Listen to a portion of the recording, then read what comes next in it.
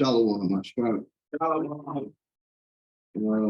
Just wanted to give all glory, honor, praise, and esteem to Yahweh in the name of Yahweh Shai, for his goodness, mercy endures forever. I definitely wanted to just thank him for his loving kindness, for his tender mercy, for giving us another day to repent, to just get closer to him through his only begotten Son. And I wanted to give him the credit that is due. Even still, I will never come close enough to giving him all the honor and praise that he's worthy of. So I wanted to do that first and foremost before we got started. And I also wanted to come to y'all and clean some things up from last week, just to make sure that there's no folly, there's no misunderstanding, and nobody's being led astray. So last week I made a comment as far as, the law saying that if somebody commits a sin punishable by death and you don't say anything, you're going to be punished by it. You're going to be punished as well. So the way I worded it, I can't remember exactly how I worded it, but I spoke falsely. So I wanted to come up here just as publicly as I made the comment. I wanted to publicly come and address it. That way there is no misunderstanding. So if anybody's watching at a later date or anything like that, I don't want to be a snare to anybody. So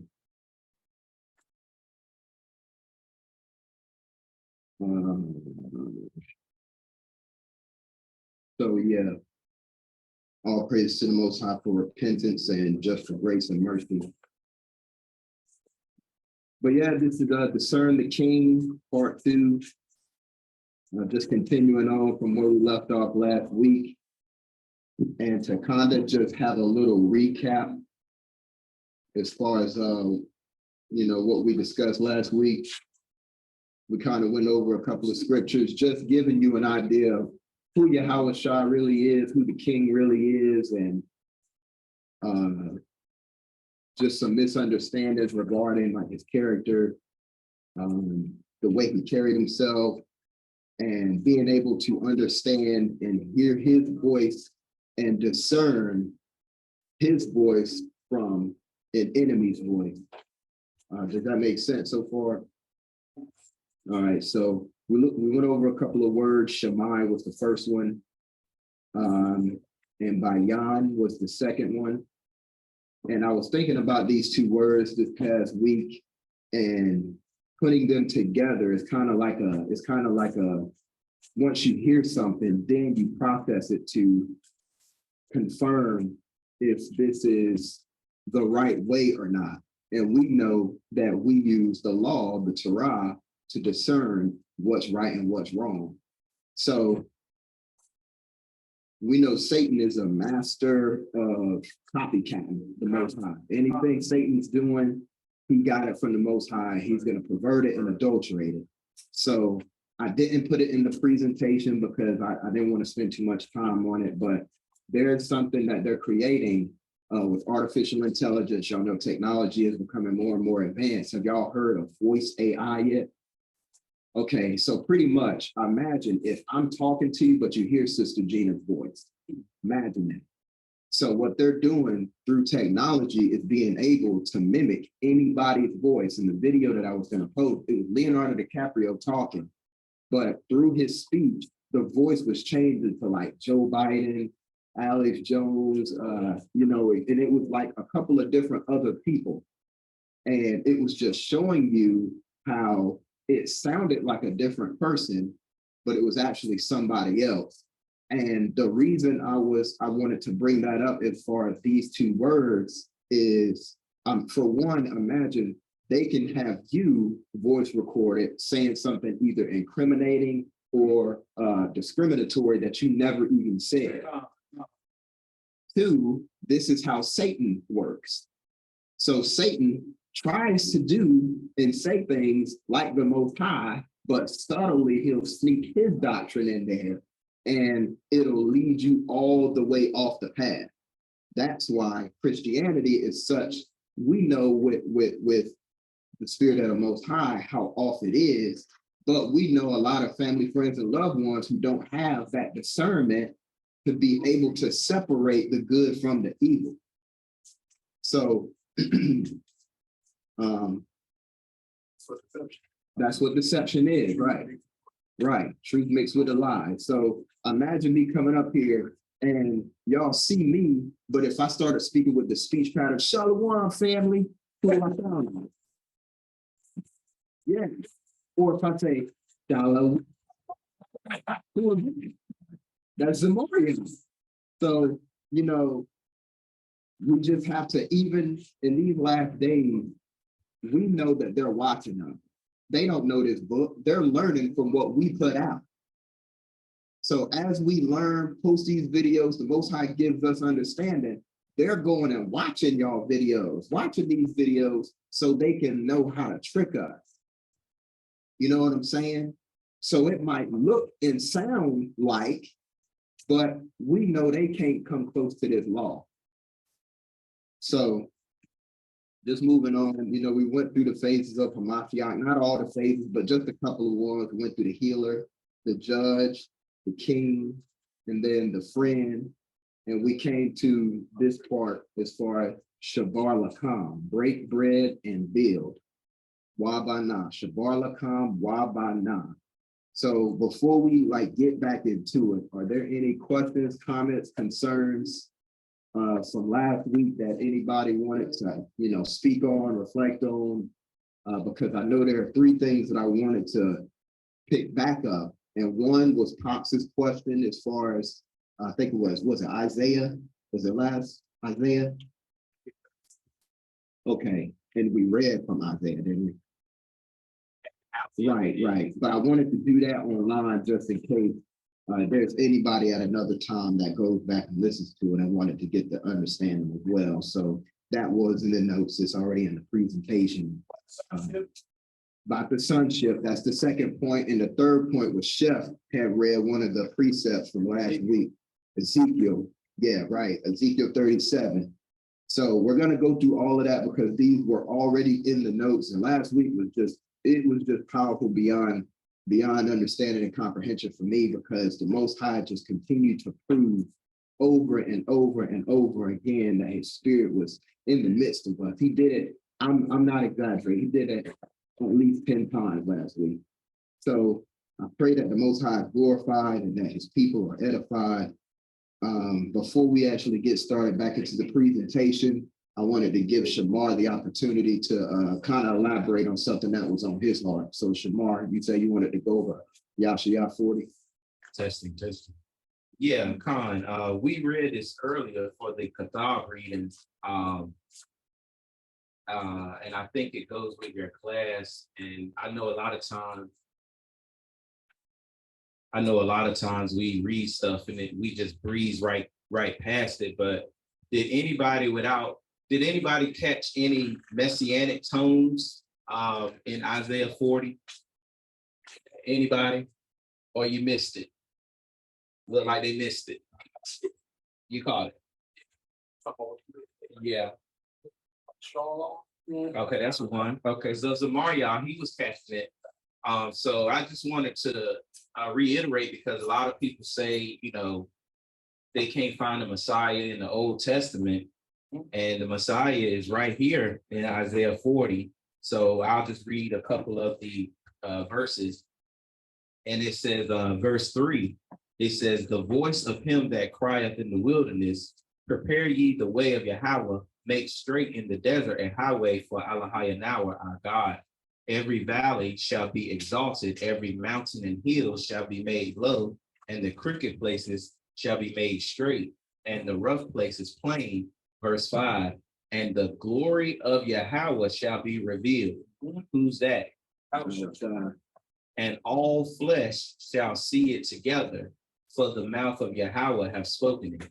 Then drop down to verse 9. O Zion, thou that bringest good tidings. What's good tidings? The Lord. What's good tidings? The Lord. What do Christians call it? Gospel. O Zion, that bringest the gospel, get thee up in the high mountain. O Yerushalayim, that bringest the gospel, Lift up thy voice with strength, lift it up. Be not afraid. Say to the cities of Judah, Yahweh, behold your Elohim. Behold, Yahweh Elohim will come with strong hand, and his arm shall rule for him. So, wow, obviously is the ruler in the Shemayim, but it says his arm shall rule for him in the earth.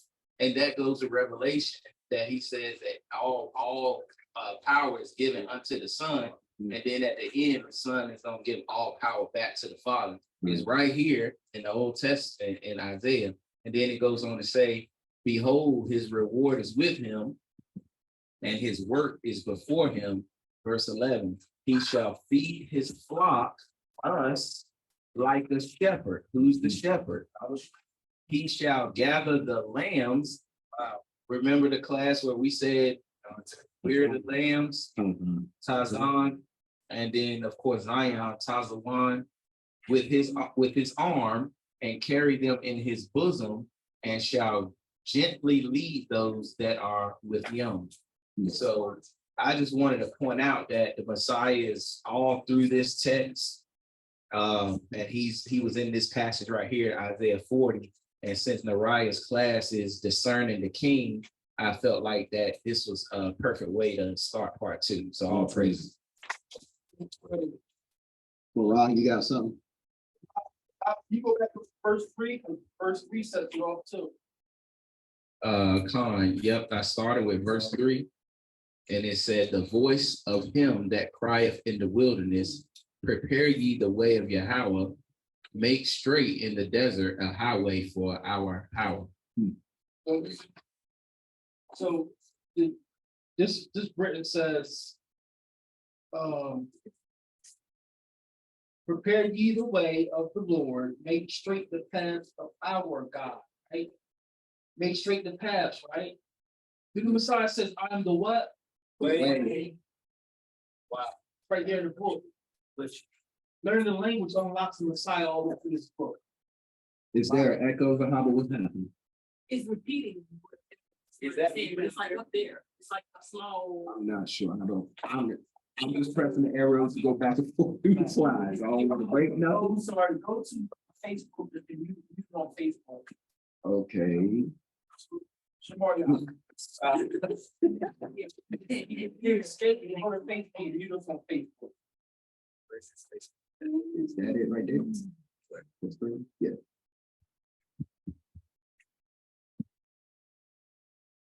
You can close that tab, we don't need it. No, I don't know if it's needed. Is it that speaker symbol or that's just the volume? Yes, speak something. Okay. Yeah. Yeah. Is it doing it now? Test. Say it from that mic. Say it from that mic. Turn it up a little bit. Turn it up a little bit. You hear it? No, I don't hear anything. Yes. Stick to yourself. I'm not giving feedback, or I'm not using echo. That was it. I think they will, yeah. I'll listen.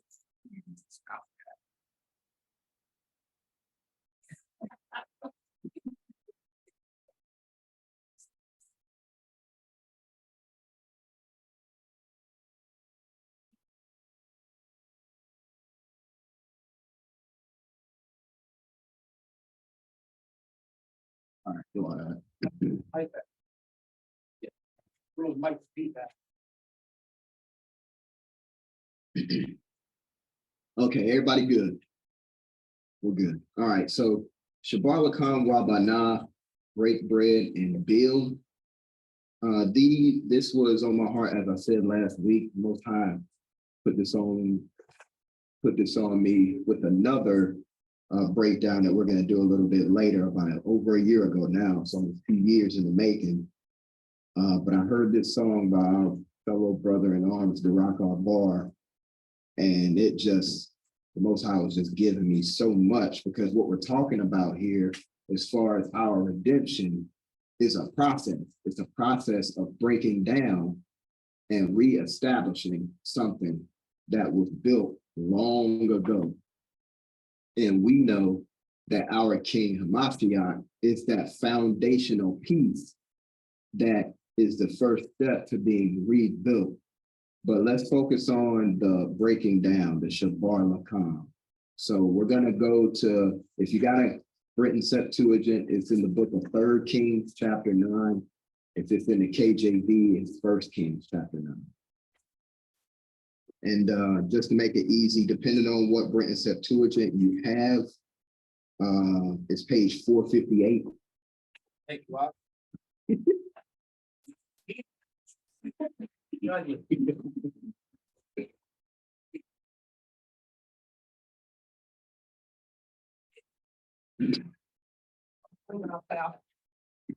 Shema, whenever y'all ready. And since we started from the front last week, if y'all don't mind, Sister Joy, if you don't mind starting us off with reading.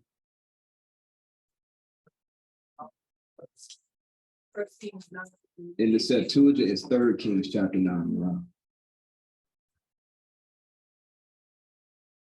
Right?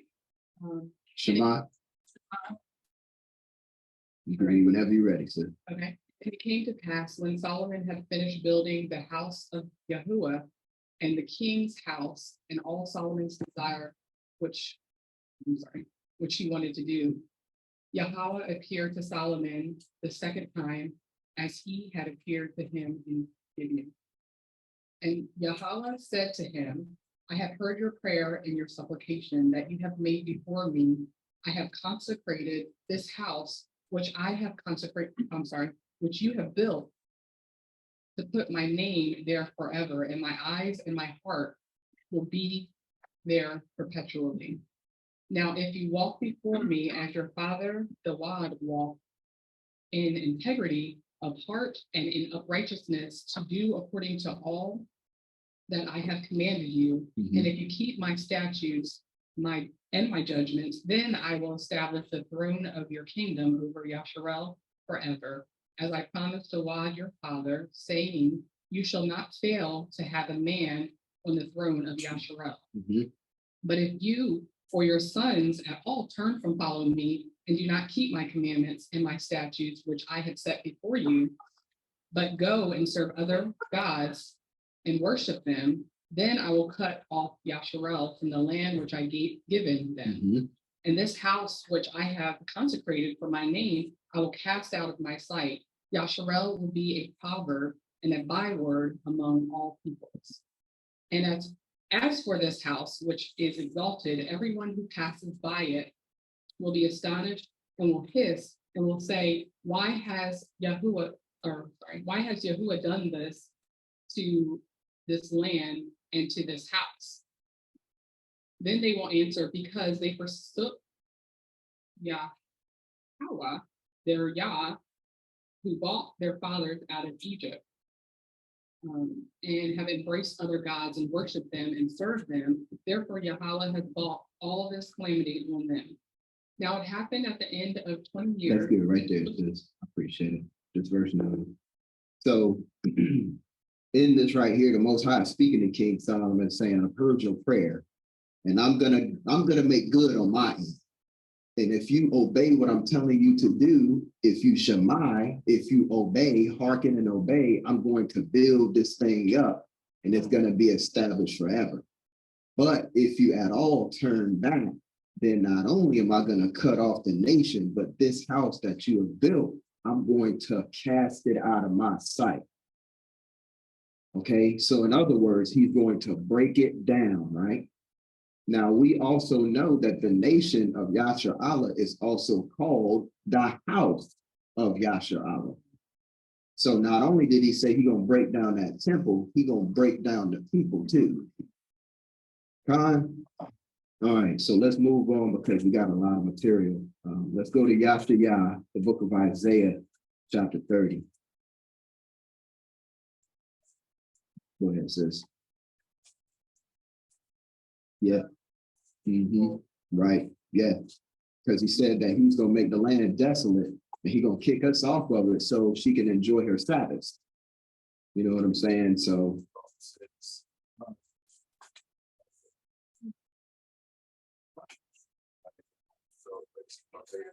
Right. Heal their land. Right. That's exactly right. So in Isaiah chapter 30, I wanted to read this out of the Septuagint specifically because it reads a little bit differently than in the KJV. So it's page 863, depending on what Brenton Septuagint you have.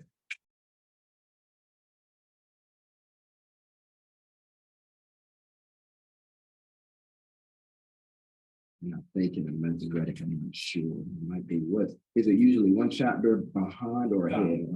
So it might be Isaiah 31 in the KJV, or is it, does it line up? Okay, all right. Yeah, this right, it lines up, you're right. You're right. Do you have the Septuagint, Sister Joy, or do you want me to pass it on to somebody? Okay. You got it, Sister Corinne. You mind reading that for me? Yeah, Isaiah chapter 30, verses 1 through 14. Shema. Whenever you're ready, Sister Corinne. Woe unto you, rebellious children, said Yahweh. Mhm. You have made a plan that is not through me, and treaties that are not through my spirit. Add sins to sins. You who are going to go down into Egypt, but they did not ask me, to be helped by Pharaoh and to be sheltered by the Egyptians. Pharaoh will be sheltered for you for shame, and a reproach for those who trust in Egypt. Stop right there. So you can look at this as us trying to run away from the Most High's judgment. And though we were brought over here, we, as far as the quote unquote African American, was brought over here by force. Marah had brought out a class in Unhappy Thanksgiving that there were Northern Kingdom Israelites over here already. So them trying to run away from the Most High in one way, form, or fashion, what does the curses say is going to happen? They're going to pursue you. What happened to those Indians when the colonizers got here? Keep going, Sis Corinne.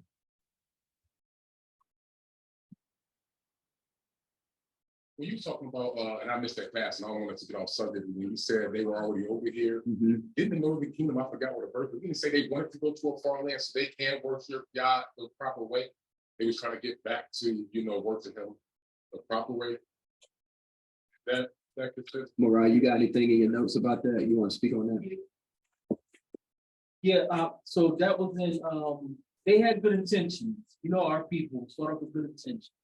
So that's what they told, before they broke off, they said, we're gonna go to a far land away, and we're gonna worship our power as he wanted us to, as we never did before. But when they got over here, they just got back into what was familiar, idol worship. So they were doing things similar to the Old Testament laws. That's how the colonizers knew, like how y'all know to have this little house where y'all offer this burnt offering. So they were doing too many Hebraic things for the people not to be Hebrew. That's why Pennsylvania namesake William Penn. William Penn was like, how y'all know to do this? There was another colonizer, there's a couple of them. It's like, how do y'all know to do this thing? And they were so far removed, only thing they could tell them is our fathers told us to do this. So that's how William Penn and that first generation from the 1500s, like, these people are not Indians, these people are the lost tribes of Israel. Appreciate that. That good? That good? Yeah. Okay. All right, Sister Corinne. Whenever you're ready, Sister Corinne, you can pick it back up.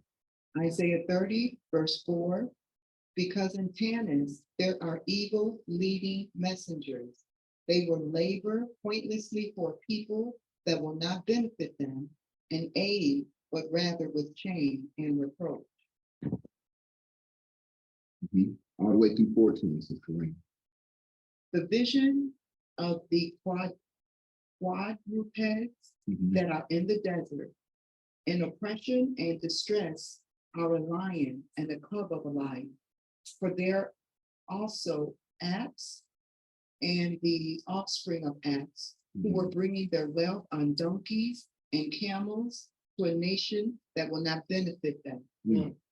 The Egyptians will benefit you to no avail and ineffectively report to them. The summoning of you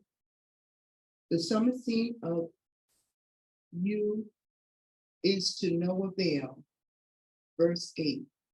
Now then, sit and write these things on a tablet and in a scroll, because these things will be for days of time and as long as unto eternity. Because it is a resistant people, lying sons who are unwilling to listen to the law of the Most High. Stop right there, Sister Corinne. Shamar, whenever you get a chance, could you read verse 9 in your Septuagint? Let's see how different it sounds. I want y'all to listen to, you're gonna read the same verse, but listen to the wording, because we're talking about, we gotta be like Hamashiach, the son of the Most High. Now, last week when we were going through Discern the King part 1, Hamashiach was rebuking Pharisees and Sadducees, and we know they were saying, we are of Abraham's seed, right? So they were proclaiming to be sons as well. Let's see what verse 9 says in Yashayah 30 in your Septuagint, Shamar. Just verse 9. The Septuagint says, for the people is disobedient, false children. What? False children. Mm. For the people is disobedient, false children who would not hear the law of Elohim. Okay. All right. So I wanted to make sure I emphasize that part right there. You can pick it back up, Sis Corinne. Verse 10, who say to the prophets, do not report that to us, and to those who see the visions, do not speak that to us, but rather speak to us and report to us a different deception. Wow. And turn us back from this way. Remove this path from us and remove the oracle of Yasharallah from us. Verse 12. Because of this is what the Holy One of Yasharah says. Because you resisted these words and hoped on a lie, and because you grumbled and began trusting on this word, because of this sin will be for you like a wall that falls suddenly when a secure city is captured, whose fall comes suddenly, and its fall will be like the breaking of a clay vessel, tiny pieces from a jar, so that there cannot be found among them a shard in which you will carry fire and whistle a little water. All right, thank you, Sister Corinne. So Zamaria pretty much had already put it together. The Spirit is already moving in him.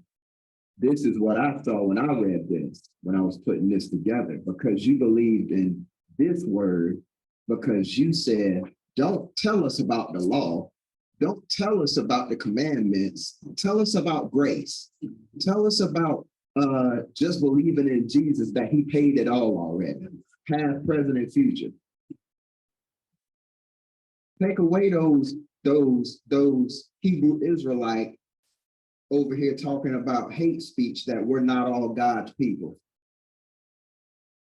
Tell us a lie. Lie to it.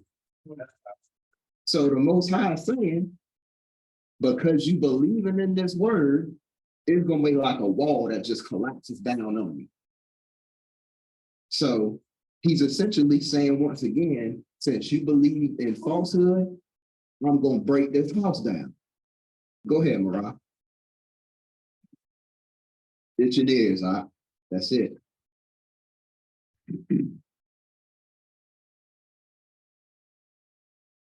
Man, this is a powerful verse because in my Britain Septuagint, it says, this is verse 11, it says, and turn us aside from this way, remove from us this path, and remove from us the oracle of Israel. The path. Now, who's the path again? What Marah said? And the oracle is, that's what we've been saying. This word is alive. The law is like, 'cause y'all know in the movies, they got an oracle, the oracle talks to people and tells them to do something. Right, For us, it's the law, statutes, commandments. right. Laws taught to us. It's not a play thing. So if our ancestor says we don't want to hear from Abba no more, just tell us smooth thing. That's why we make a big deal about this. All praises. So I appreciate you for reading Sister Corinne. So I wanted to just put this out here as far as us being broken down as a people. We already know the curses are real. We know the curses are on us. But all praises to the Almighty. We have our kinsman redeemer who was broken for us so we can be rebuilt. So Sister Joy, if you don't mind taking us back to John chapter 6, Yakanan chapter 6.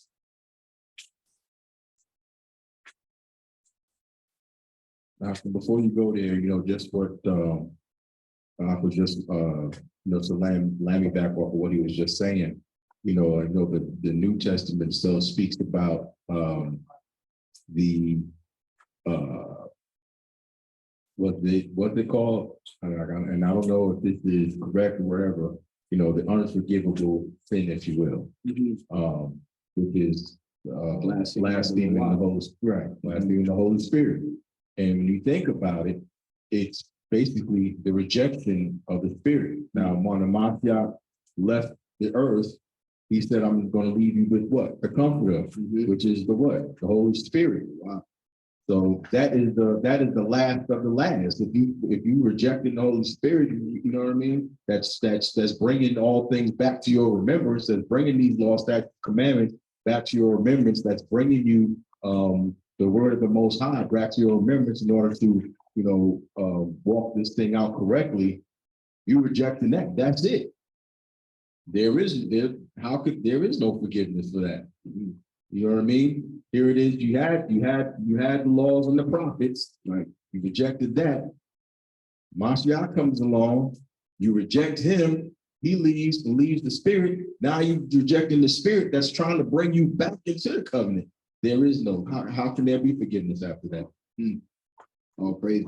So you got something, Bert? Is your mic on up? Oh, you got the switch, flip. Yeah, this had me thinking about my days in Christianity, and we're like, even now coming out, talking to individuals, how we just disregard even the Most High's name. We so far away from the covenant to where I'm having arguments of disagreement about whether even his name matters. You know what I mean?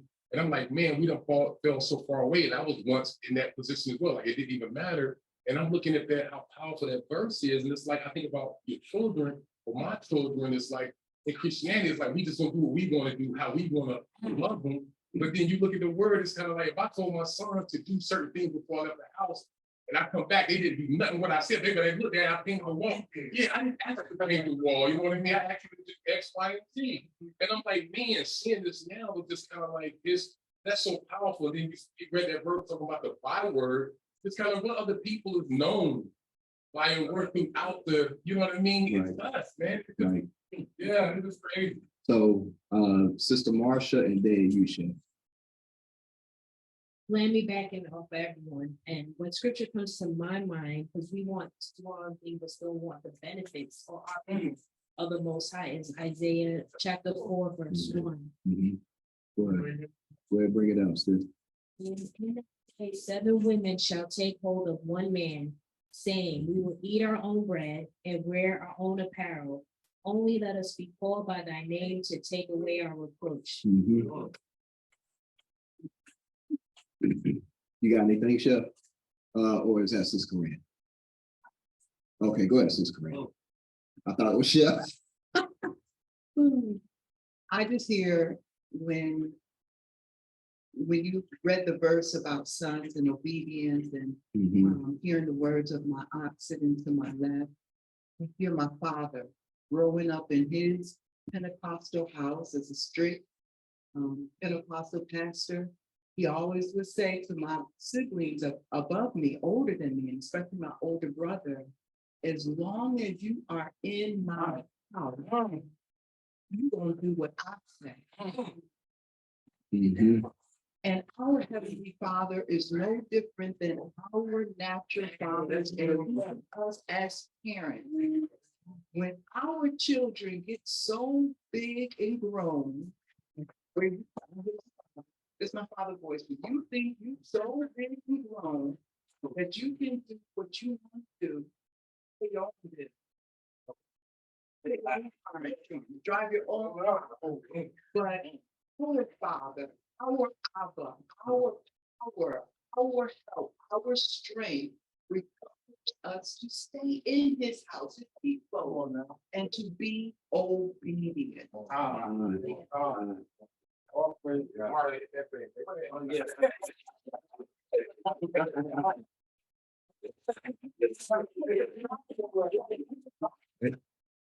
I think Go ahead, Steph.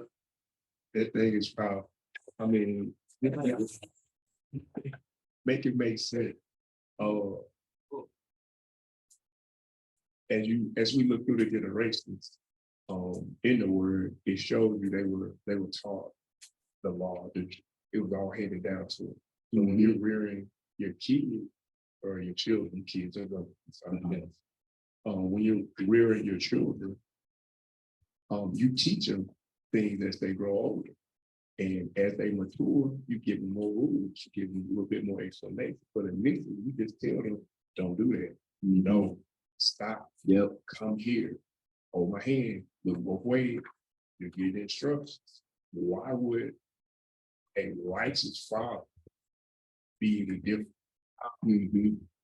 So what you're saying is the judgments get heavier and heavier the more and more disobedient a child is to that same thing they did. To grow mature, you're perfected. So you have to receive more instructions. You're no longer on the milk. Right. I'm supposed to be eating meat. Right. And if it's too much for you to digest, Go, Shamar Dez and Mario. I text Nariah just to land back off of what Brother Marion said, but he told me to just bring it out. And basically about that comforter, we said it before, but again, this goes back to what Marah was saying a few minutes ago. They were rejecting Hamashiach because that comforter was him.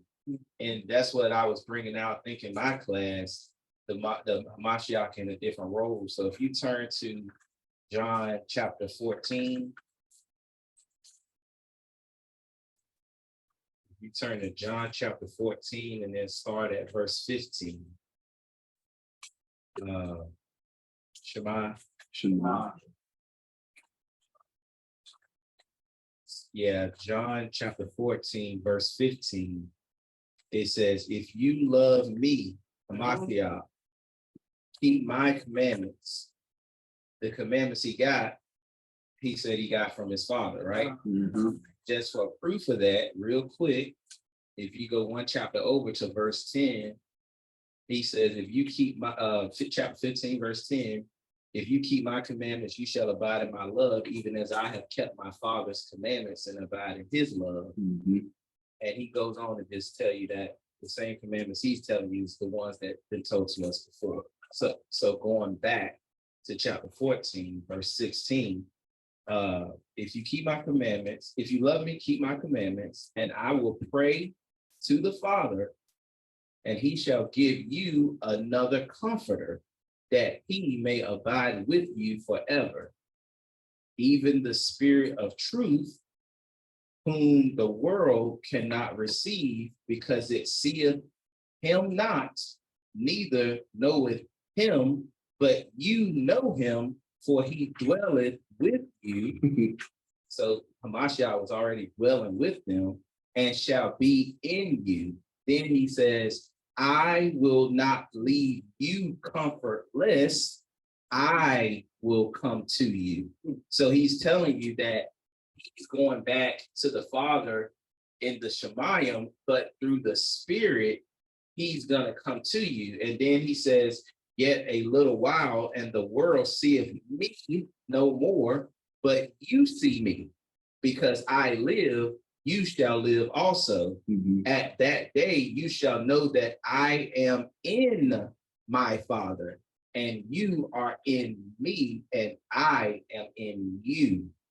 He that have my commandments and keepeth them, Mhm. he it is that loveth me, and he that loveth me shall be loved of my Father, and I will love him and will manifest myself to him. So it's not a, just in case anyone's confused, because Marion didn't say this, but just in case if anyone was confused, it's not like Father, Son, Holy Spirit, like three different things. The same spirit that the Father is the Spirit, and his spirit was placed in Hamashiach, and Hamashiach, that same spirit that was from the Father, he puts in us. That's why he says, I am in the Father is in me, but I am in you. So what you're saying is the Father is in us. The Father is, and that's why Nariah's favorite, Sirach 12 or Wisdom 12. Wisdom to him. All his incorruptible spirit is in all things. So it's not a 3 in 1 or 3 different things. It's no separating the Father and the Spirit, because the Father is the Spirit. Mhm. It's the Father and the Son is 2. And then in that one spirit, he puts that spirit in us, and it manifests in all different ways through truth, understanding, wisdom, knowledge, all of those different things. I think it's Isaiah chapter 11. And specifically, so what you're saying is the Father and Yahweh are not equal. They're not the same. They're not the same. Because one of the biggest spirits that Yahweh has is obedience. Who does the Most High obey? If anything, he obeys his own word, but he don't obey nobody else or nothing else.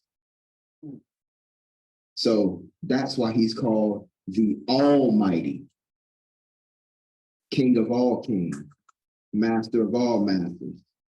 Go ahead, Marianne. Get your mic out.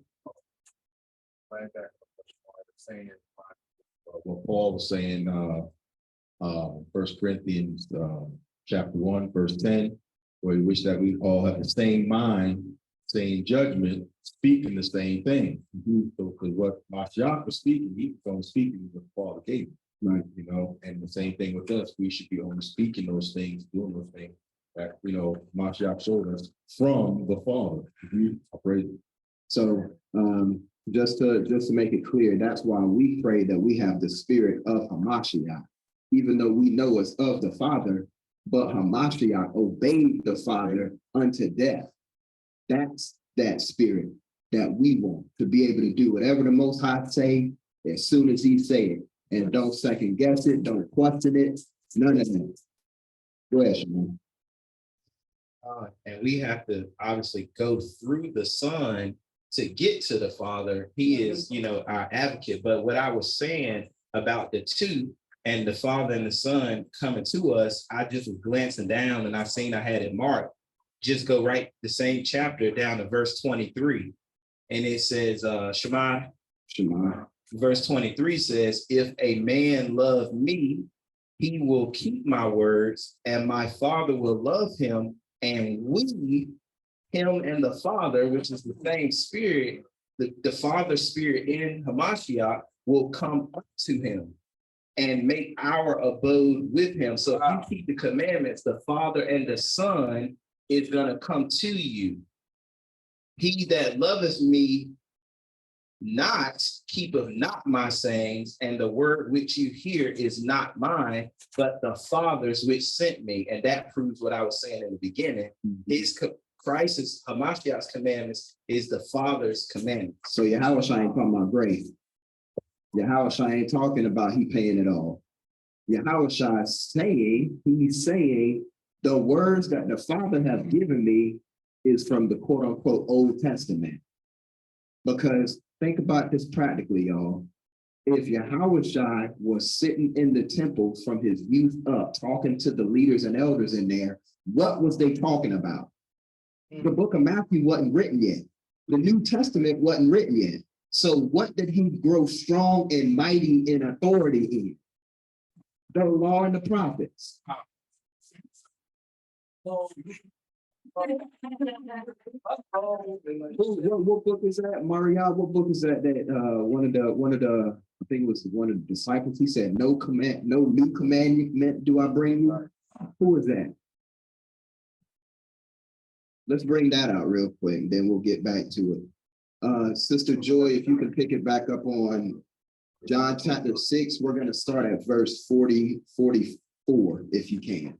We're going to start at verse 44.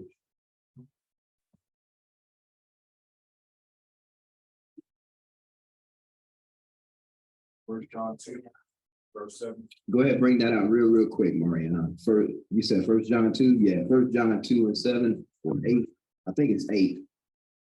Yeah, 7 and 8.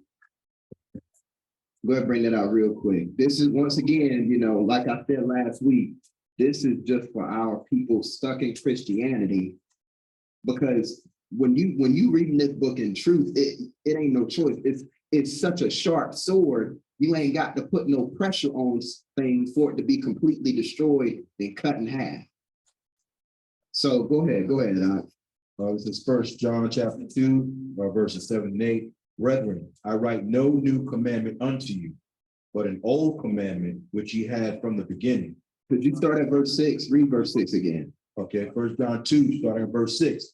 He that saith he abideth in him ought himself also so to walk even as he walked. Now, we just established that Yahushua was discussing the law and the prophets in the temple, because once again, the New Testament wasn't written yet. So Yahushua walked according to the Torah, according to the quote unquote Old Testament. Keep going on. Verse 7. Brethren, I write no new commandment unto you, but an old commandment which ye had from the beginning. Wow. The old commandment is the word which ye have heard from the beginning.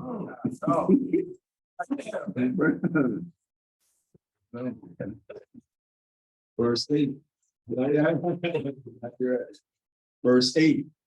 Again, a new commandment I write unto you, which thing is true in him and in you, because the darkness is past and the true light now shining. Okay, appreciate that. Appreciate that.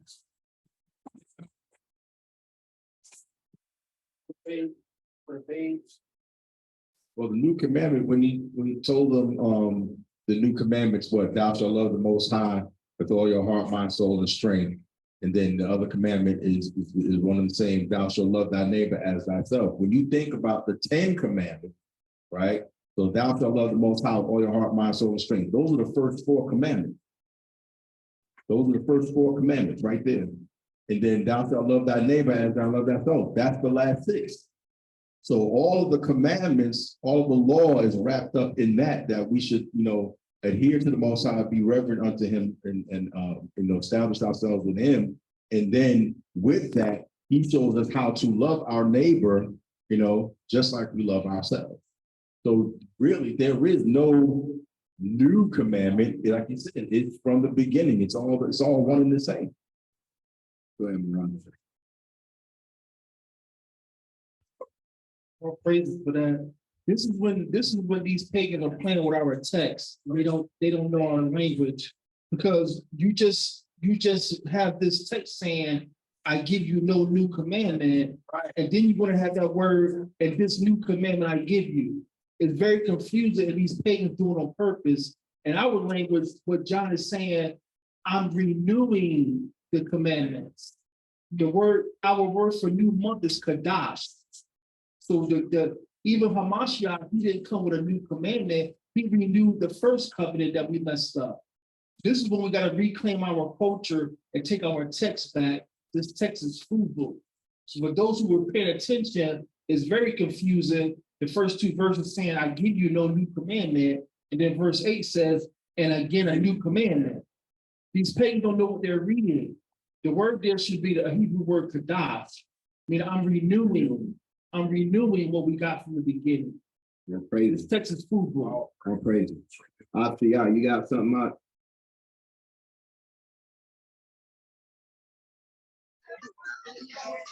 Yeah, Can if you hear everybody us? can hear We me. hear you. I don't know. Can you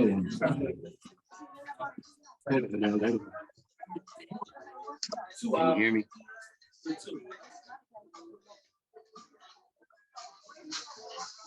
That's laptop. Unmute the laptop on the computer. That's what you gotta turn it down. Got it. Say something out there. You said unmute over here. Make sure it ain't muted. The volume. 1 2 1 2. It ain't, the light ain't on.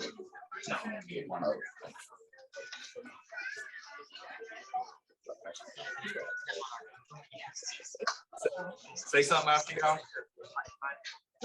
1 2 1 2. Go ahead.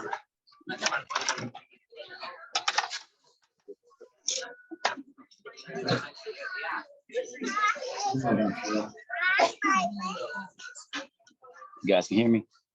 Yeah, we can do it. All right.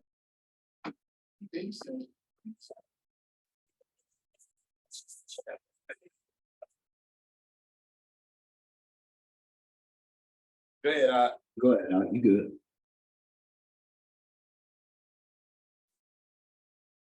Did you mute yourself?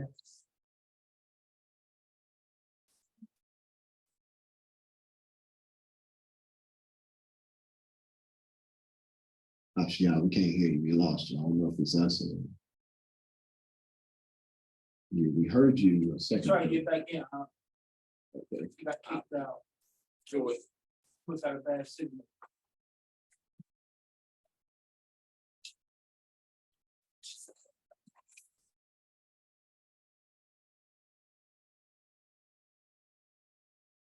All right, actually, I check.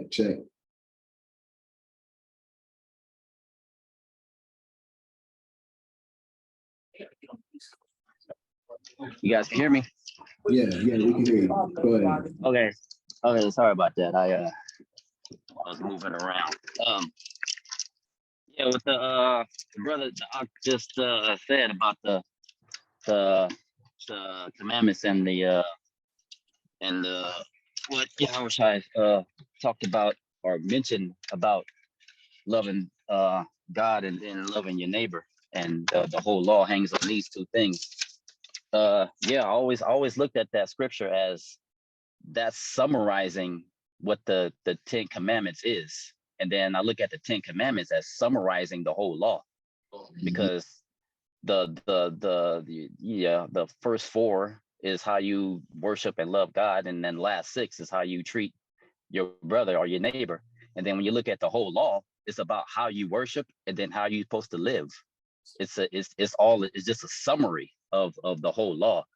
But then when you go to Matthew 23, again, we always say our people are in Christianity, and all of Christianity isn't wrong, but they sure got this one thing wrong. Please go to Matthew 23 and see what Yahushua said, so we can break this down real quick.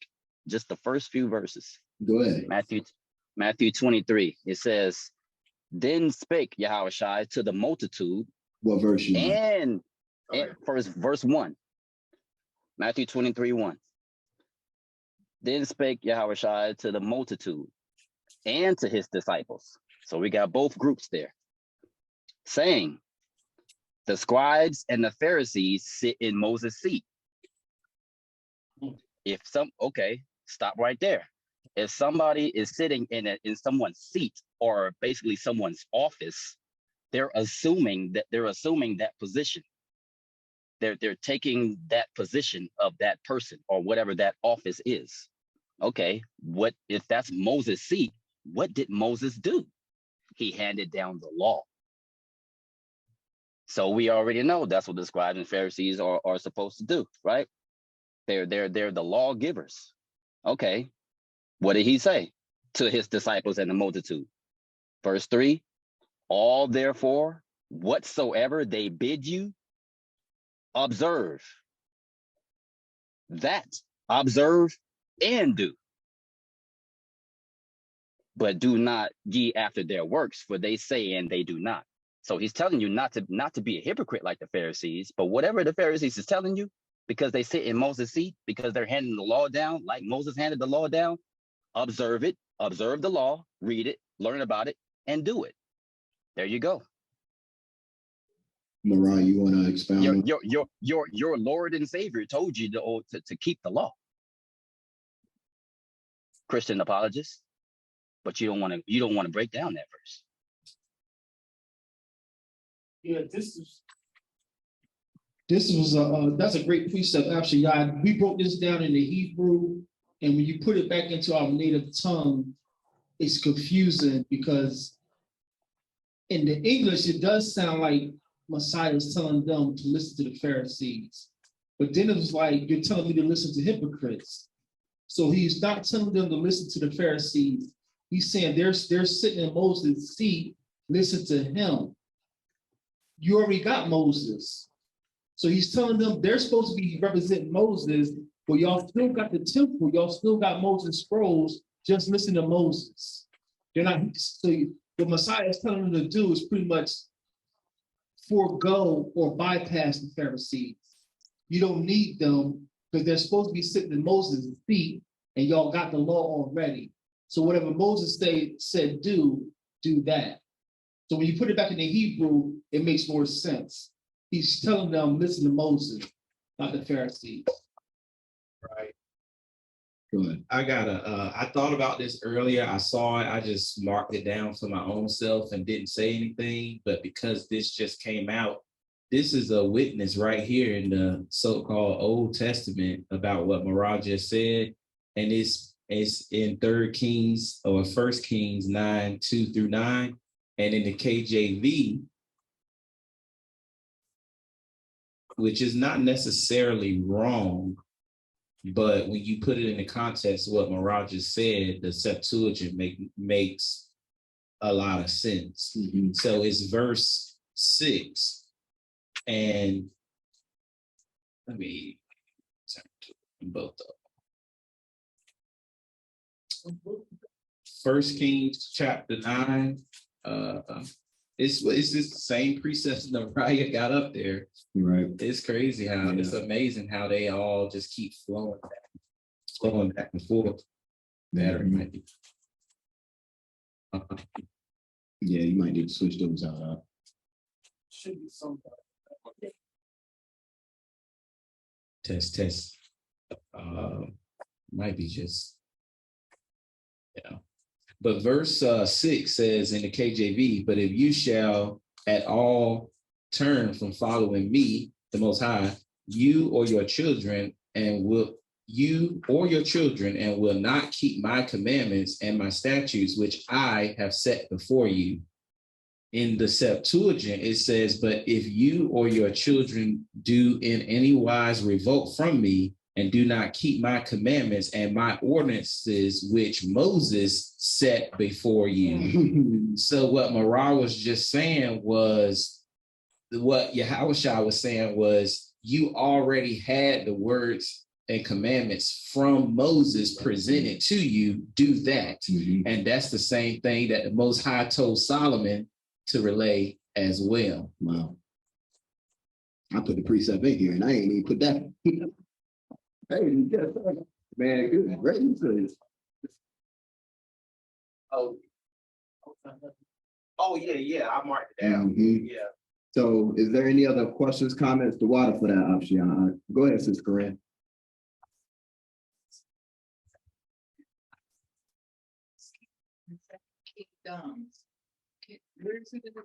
So in the Septuagint, it's 3rd Kingdoms.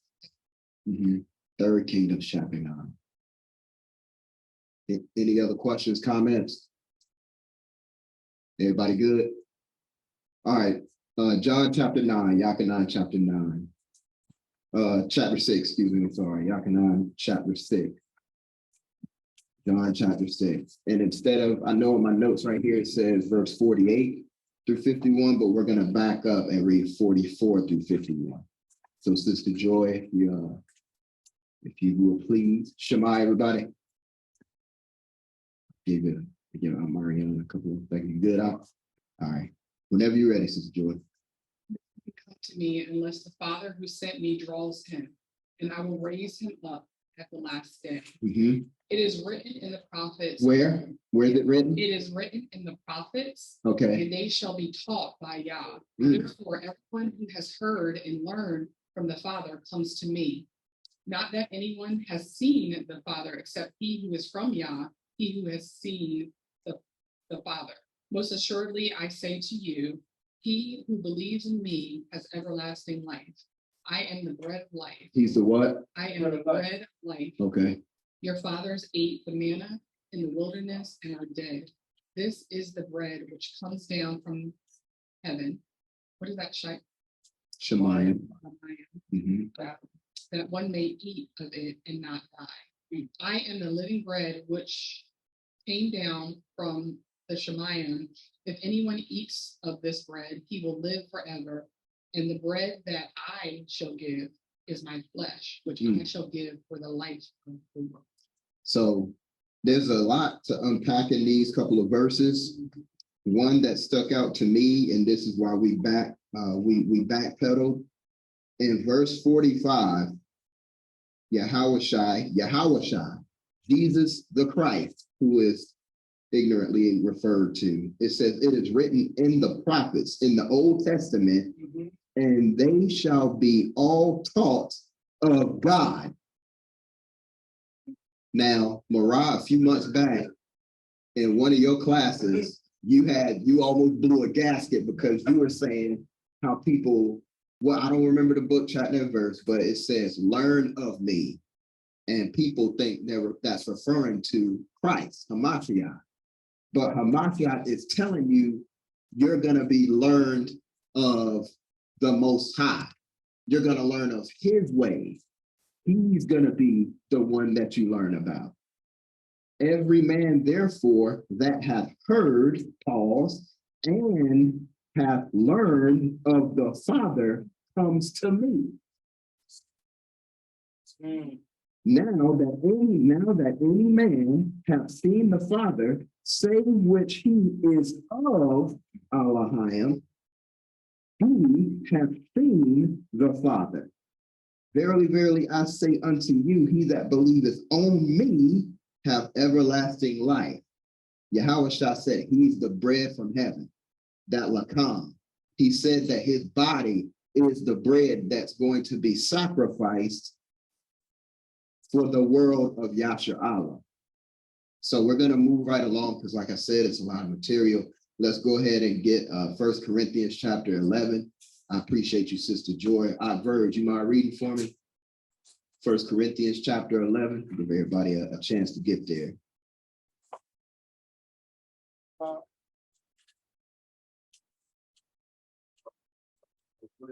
Come on. Let's see if we can get a little bit more emphasis on what Yahweh Shai is doing for us, because there's a lot of messages in these words when you put it back in the language, and Makashabaya, Yah willing, will be able to discern the king a little bit more, because I agree 144,000% with Marad's statement that our Messiah, our king, is written all throughout this book. So if it's in Yah's will, we're going to get through this presentation today. And y'all will see what I've been seeing this whole time. So 1 Corinthians chapter 11, Shemai, verse 23. For I have received of the Most High that which also I delivered unto you, that Yeshua, the same night in which he was betrayed, took bread. And when he had given thanks, he brake it and said, take, eat, this is my body, which is broken for you. This do in remembrance of me. After the same manner also he took the cup when he had supped, saying, this cup is the New Testament in my blood. This do ye, as oft as ye drink it, in remembrance of me. All right, appreciate that. Go ahead, keep going. Verse 26. For as often as ye eat this bread and drink this cup, ye do show the Most High's death till he come. So that word, the Lord's, is referring to Yahweh Shai. It's or the master, Adonaiah, whichever one is easier for you to say, but that Lord right there, lowercase letters after the capital L, that's Yahushua. Yeah, because we know the Most High can't die. So there's a lot in these couple of verses. Appreciate you for reading that. Of course, we know there is no Old or New Testament. So in other translations, it says this cup is the covenant. It's a representation of the covenant.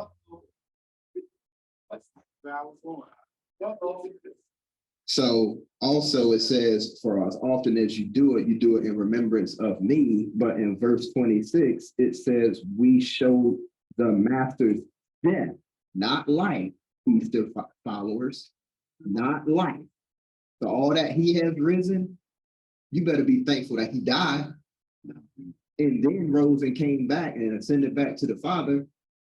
So the death is the prominent part that we needed, because we needed the blood, because in the blood is life.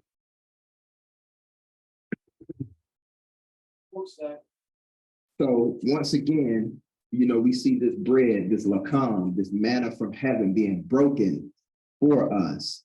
So Yahushua breaking his body and dying is that so we may live. All right, now let's get to the rebuilding. Let's go to Yashayahu, Isaiah chapter 58.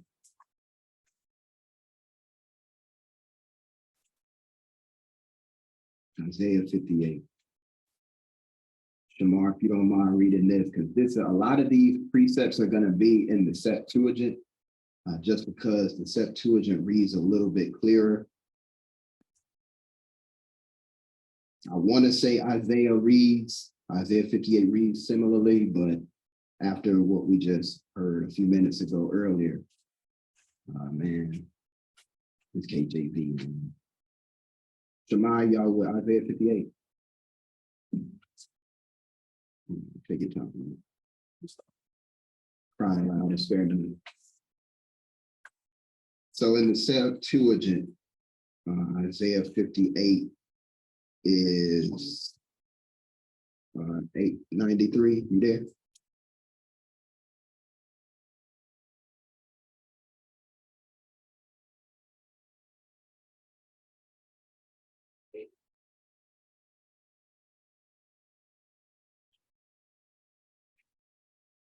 If y'all remember, a few slides back, we read Yashayahu or Isaiah chapter 30.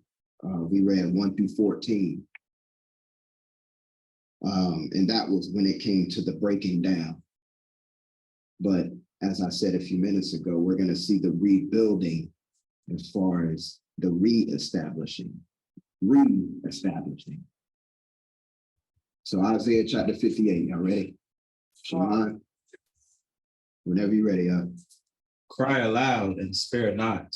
Lift up thy voice as with a trumpet, and declare to my people their sins, and to the house of Yaqub their iniquities. Tell them to repent. They seek me day by day and desire to know my ways, as a people that have done righteousness and had not forsaken the judgment of their Elohim.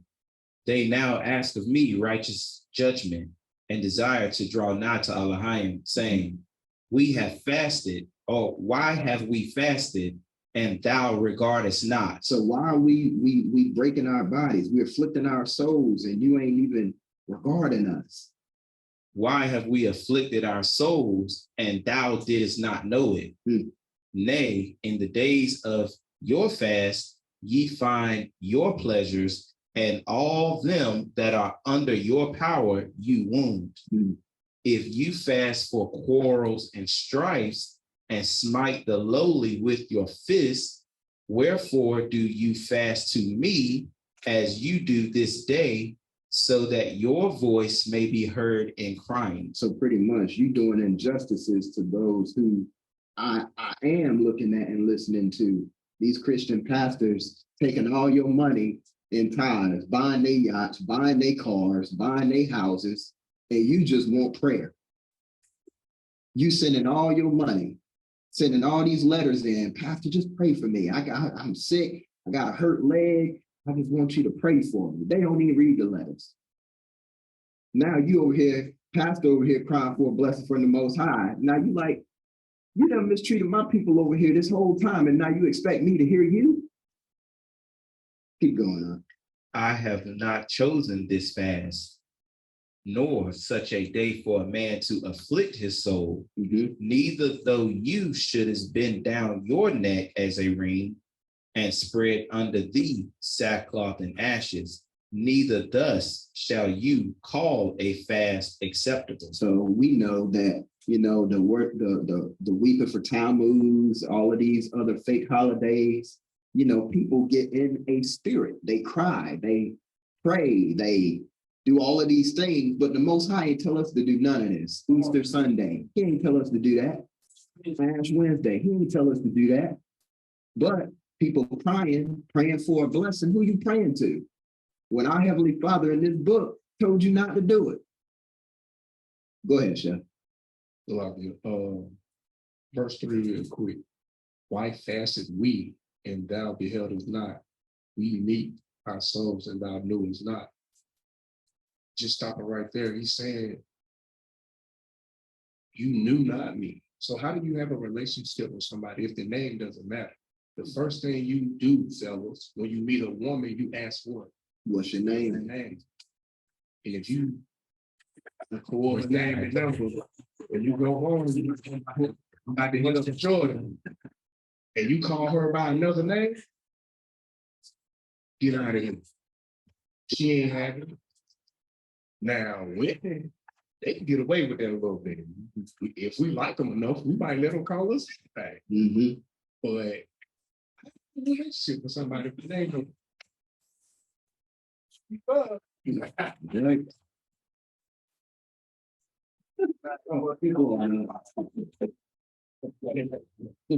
done got these degrees. You done got these degrees a while of that. Chef.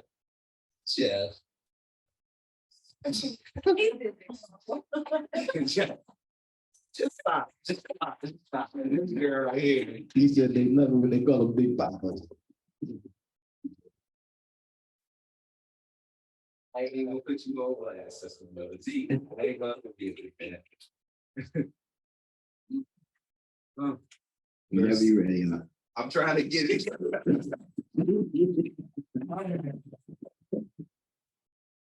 Verse 6.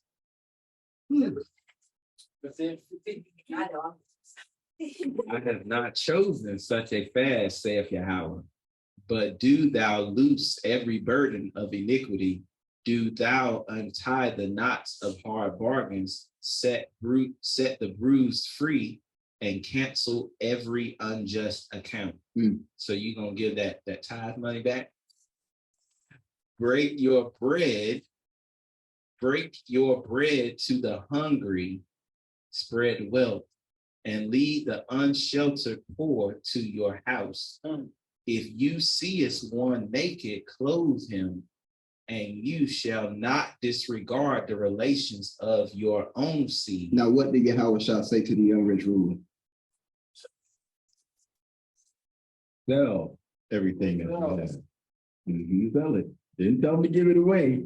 Again, told them to sell it. Sell it and give to the poor. Give to the poor. Now, what also did he say? If you've done it to one of these little ones, if you visited them in prison, Done it to him. if you clothed them when they was naked, you fed them when they was hungry, you've done it to me. We see the same language back here, all the way back in Yashiyah. Keep going on. Go ahead, Sister. Who are the poor?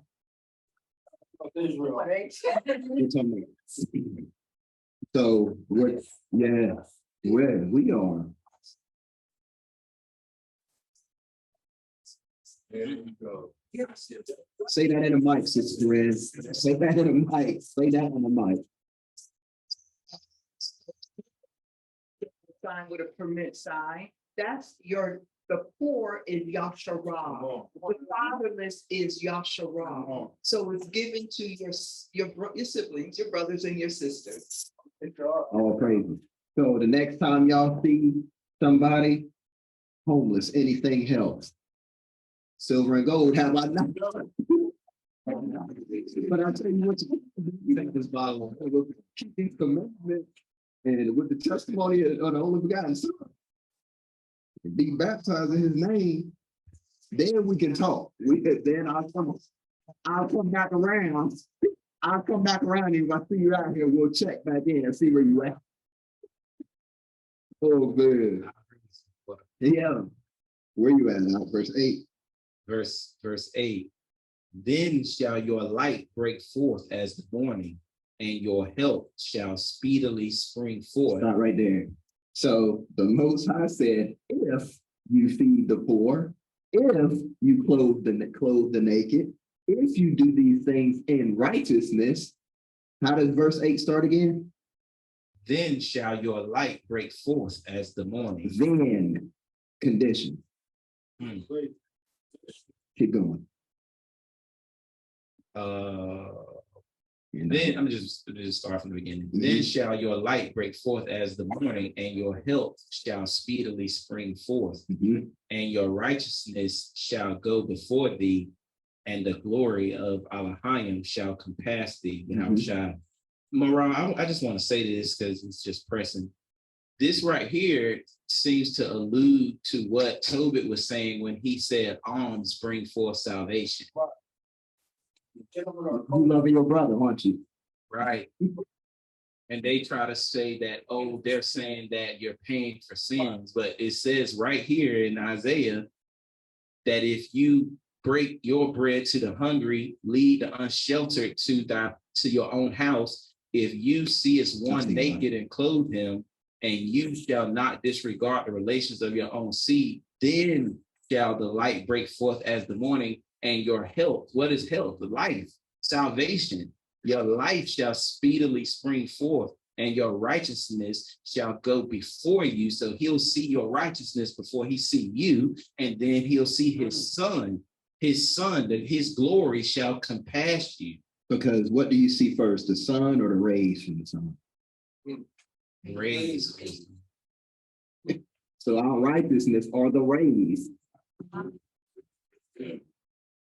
Go ahead, Chef. Sirach 12, starting in verse 4. Go ahead. Whenever y'all want to get there, Sirach 12, Ecclesiasticus, chapter 12. Starting in verse 4. Shema. Give to the righteous man, and help not a sinner. Mm-mm. Do well unto him that is lowly, but give not to the wicked. Hold back your bread. You must be not trying. You ain't trying to make no new friends, huh? Lest he be overmastered you thereby, for else you shall receive twice as much evil for all the good you shall have done unto him. So it sounds like what's going to end up happening, the stranger in a sense, because this sounds like a wicked man is your enemy, huh? They ain't keeping the law. It sounds like the stranger is gonna get above you. You're gonna come down very low, especially if you ain't keeping the commandments. So we see, I don't want to go into it, but let's stick to what we got. Where you at now? Verse 9. Then shall you cry, and Elohim shall hearken to thee. While you are yet speaking, he will say, behold, I am here. If you remove from you the band and the stretching forth of the hands and murmuring speech, and if you give bread to the hungry from your heart, and satisfy the afflicted Napash soul, then shall your light spring up in darkness, and your darkness shall be as the noonday. And your Elohim shall be with you continually, and you shall be satisfied according to as your Napash desires. And your bones shall be made fat, and shall be as a well-watered garden, and as a fountain from which the water has not failed. Praise. Verse 12. And your old waste desert places shall be built up, and your foundation shall last through all generations. And thou shalt be called a repairer of breaches, and you shall cause your paths between to be in Shalom. All praise. So in these couple of verses, we see what Yahweh Shah did for us. He fed us from his heart, those rivers of living water, the living manna, the living bread from heaven, so that we'll never go hungry or thirsty again. Yeah, the flesh might be afflicted. So what if you minister and are talking to somebody about us being an Israelite, if it's a homeless person, one of our people, you want to have compassion on them, and you having a conversation, you can talk all you want to, but if they hungry, they ain't ate in 3 days, like, look, man, give them something to eat first, and let them get their mind back together, then talk to them. So after you fed them, now feed them. Go ahead. Sister Zahaba just pointed out, this is why y'all heard me say, like, read all the translations. I even still have my old Lexham here, but the Britain Septuagint that I read online, I mentioned a long time ago, sometimes is slightly different than the one that we got, the hard copy. See if she caught it. And read. That's why I gave her the book. That's why I gave it to her.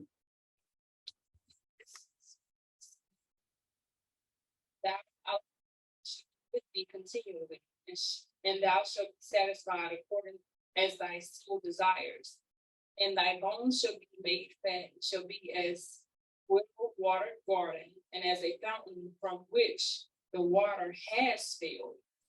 And he says, has not filled. And the Lexham says has not come to an end. So that sound like that's incorrect, correct? Because the water that has the living water from the Most High is not gonna fail. So mark that in there. So that's just another witness that these books is garbage. It don't matter which one it is, and it's all praises because I just let y'all in on my little prayer life for today. I specifically prayed today. As I said at the beginning of the class, I wanted to publicly repent and tell y'all that I spoke falsely on a law that I had misunderstanding of.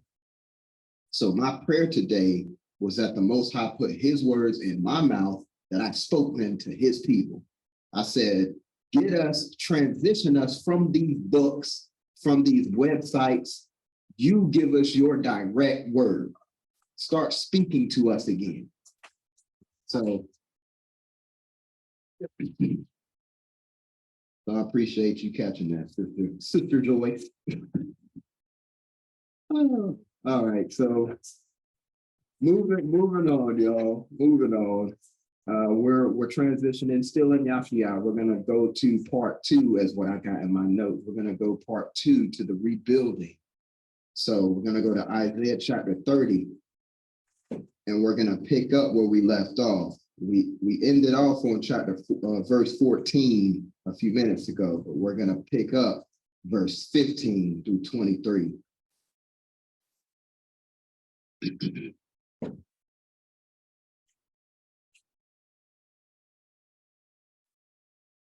Shemaria, if you don't mind. From here on out, y'all, it's gonna be a lot of Septuagint reading. So if y'all don't have a Septuagint, just let me know, and I'll either just get somebody else to read, or Virg, I can send you the Septuagint. Matter of fact, I can send it to your phone.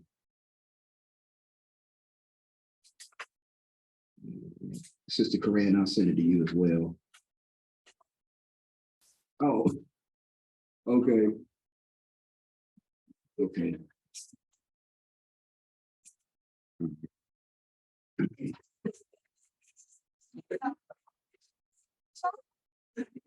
Pops, I sent it to you as well. I sent it to your phone as well, Pops. So Yahya chapter 30, verses 15 through 23. Shema. Whenever you're ready, Mario said, what page is that? Oh, that is page. Yeah. It's XXX. Triple X.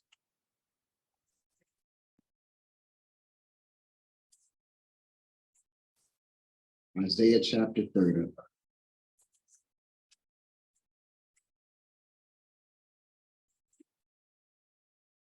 Page 863.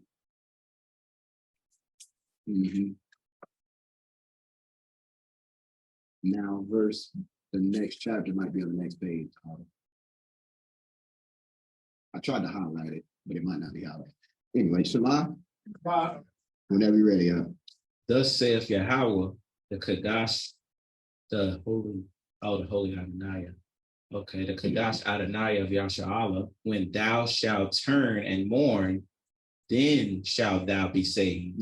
When thou shalt turn and mourn, then shalt thou be saved. More condition.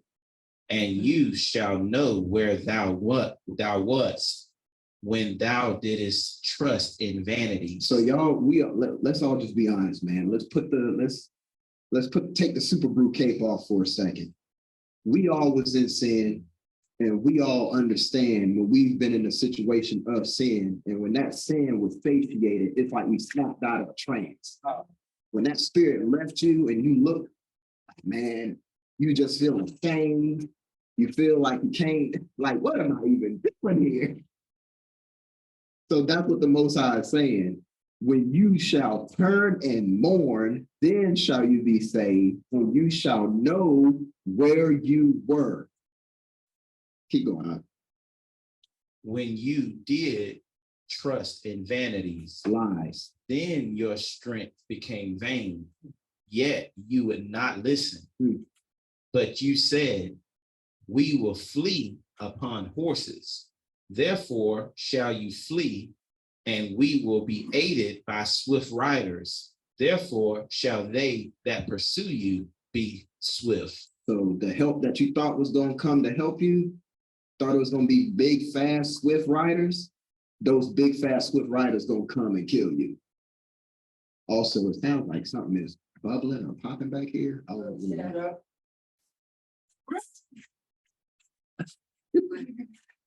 Keep going on. 1,000 shall flee because of the voice of one. Y'all see the flip? Most High said that one shall pursue 1,000 when we keep in the commandments.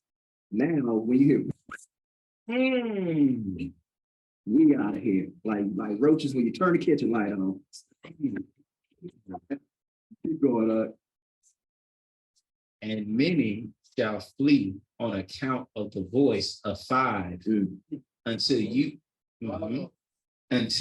be left as a wow. Until you be left as a signal post upon a mountain, and as one bearing an ensign upon a hill. It's like a banner. Like if y'all ever played Capture the Flag, y'all know they got the flag. It's like a banner. So we're pretty much going to become an astonishment. They say it's essentially saying, like, man, these the children of Israel. How is this mighty people becoming desolate? It ain't even that many people coming against them. I've seen 3 of them, 2 of them, 1 of them destroy a whole nation. So how is it these mighty people are being brought down low by them? Keep going. And Yahweh will again wait that he may pity you, and will therefore be exalted that he may have mercy upon you, because Yahweh Elohim is a judge. Blessed are they that stay themselves upon him. Blessed are they that stand for the king. Blessed are they who are rooted in the Most High. Go ahead, Sister Corinne.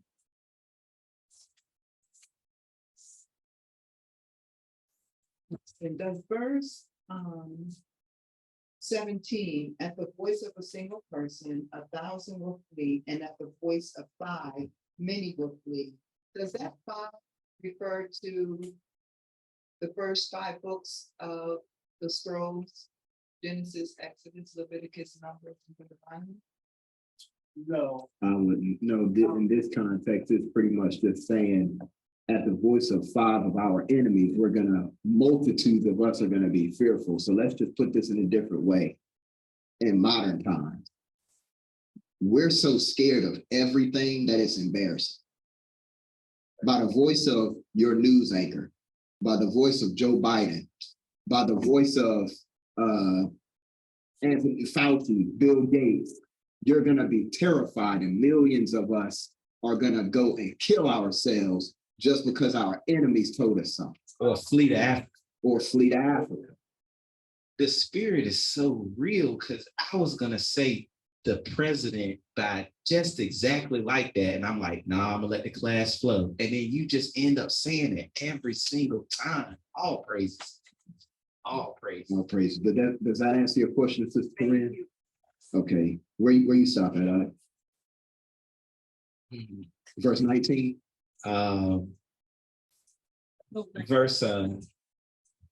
Verse 19. For the holy people shall dwell in Zion, Tazawam.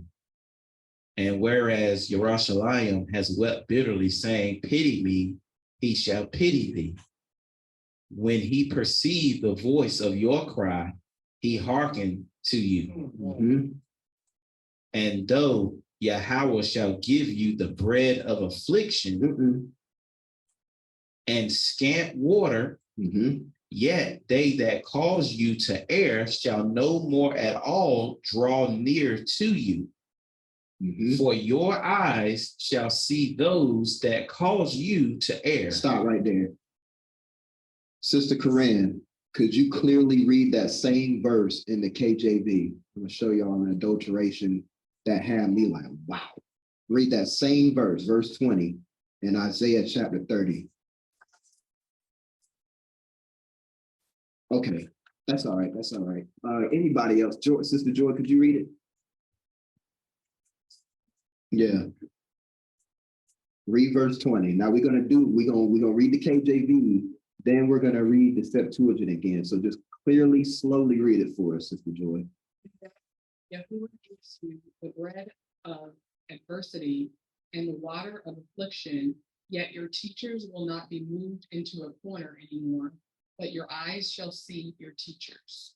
So it's saying, it sounds good, right? But your eyes shall see your teachers. One more, Marianne, you got the KJV? Read that for us, same book, chapter, and verse. Though Yahweh will give you bread of adversity and the water of. Can you give him a mic? Can we get a mic? Read it slow for us, Verse 20, and though Yahweh give you the bread of adversity and the water of affliction, yet shall not thy teachers be removed into a corner anymore, but thine eyes shall see thy teachers. Okay, so that sounds good. So your teachers ain't gonna be removed anymore, right? Read that one more time in the Septuagint, Shamar. Read it slow for us. And though Yahweh shall give you the bread of affliction and scant water, yet they that cause you to err shall no more at all draw near to you. Here's the most important part right here. Here it is. For your eyes shall see those that cause you to err. He calling out that Christian spirit right here. The Pentecost. He calling it out right here. Yeah, it's really strong. It's really powerful. This is a good one. I ain't have this, but I see it though. I see it from the beginning. Read that one more time. And though Yahweh shall give you the bread of affliction and scant water, yet they that cause you to sin shall no more at all draw near unto you. For your eyes shall see your pastor that caused you to sin, your mother that caused you to sin, your father that caused you to sin. So appreciate that. In Ezekiel, the Most High told Ezekiel to take bread, make bread, and mingle it with the dung or poop of humans. But Ezekiel was like, but that's a little too crazy. So the Most High said, okay, well, you still gonna make the poop cakes, but you're gonna use cow dung instead of human dung. So that was a prophecy about the defiled doctrine, the defiled bread we were going to receive through religion. The Most High in Yahweh, which came before Ezekiel, was telling you that this was gonna happen, but it was going to come a time that he was going to rebuild us by giving us Shammai and Bayan. Turn mine down. Which was it, number one? I think it's that, I think it is that first one, Okay. that first. How is it right here? Am I good right here? That's good. Can y'all hear me online? Anybody just hear me real quick? That's good. All right. Okay. So the Most High was pretty much saying, though we ate defiled bread, the false doctrine essentially, there was going to come a point he was going to give us eyes to see, ears to hear, and a heart to understand. So we'll be able to discern the good from the evil. And it's saying that those false pastors, those preachers, they ain't gonna come near to you no more because you're gonna be calling them out. Go ahead, Marah. Give him a mic, y'all. Man, we have a church in here. If I wasn't hurt, I'd be up here doing my dance. Because this is definitely a verse to highlight, because I wasn't going to say anything. I was going to let the class flow. But this verse, when you read it, he's telling you that Black Lives Matter is not your answer. Nope. With hope, down with dope and all that rainbow coalition, all that crap is not your answer. I'm giving you scanty water. I'm giving you the bread of affliction. And only a remnant of y'all are going to realize, hey, we're over here because we broke the law, opposed to the masses saying, did you get out of vote today, sis? Did you get your grades up, sis? This is the Most High prophesying right here. I'm going to remove the scales from your eyes, and y'all going to separate yourself from the rest of the people. The rest of the wicked Israelites who have no eyes to see.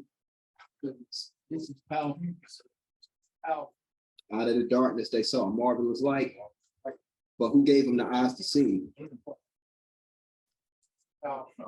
So where we at?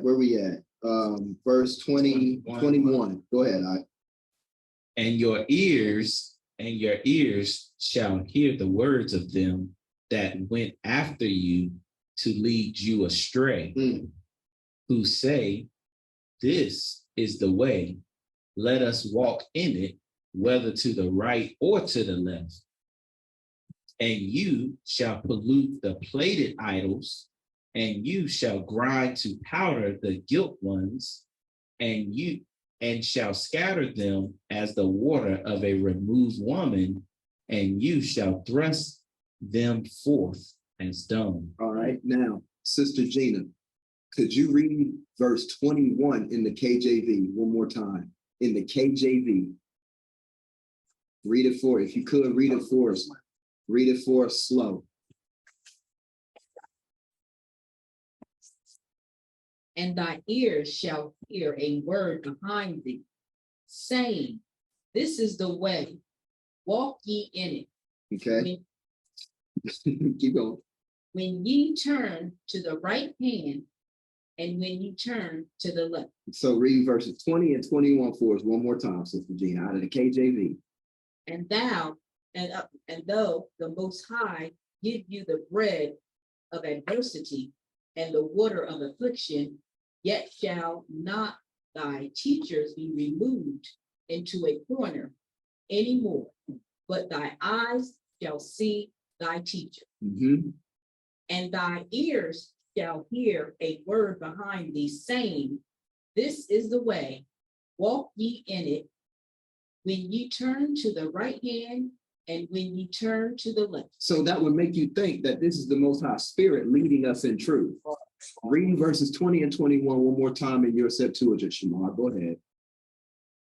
And though Yahweh shall give you the bread of affliction and scant water, yet they that cause thee to err shall no more at all draw near to thee.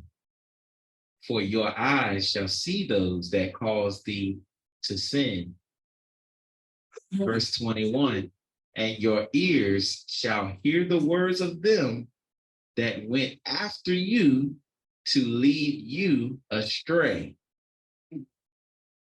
who say this is the way, let us walk in it, whether to the right or to the left. Okay, so this is where my confession earlier came into play. Big Verge, can you get Deuteronomy 13 for me?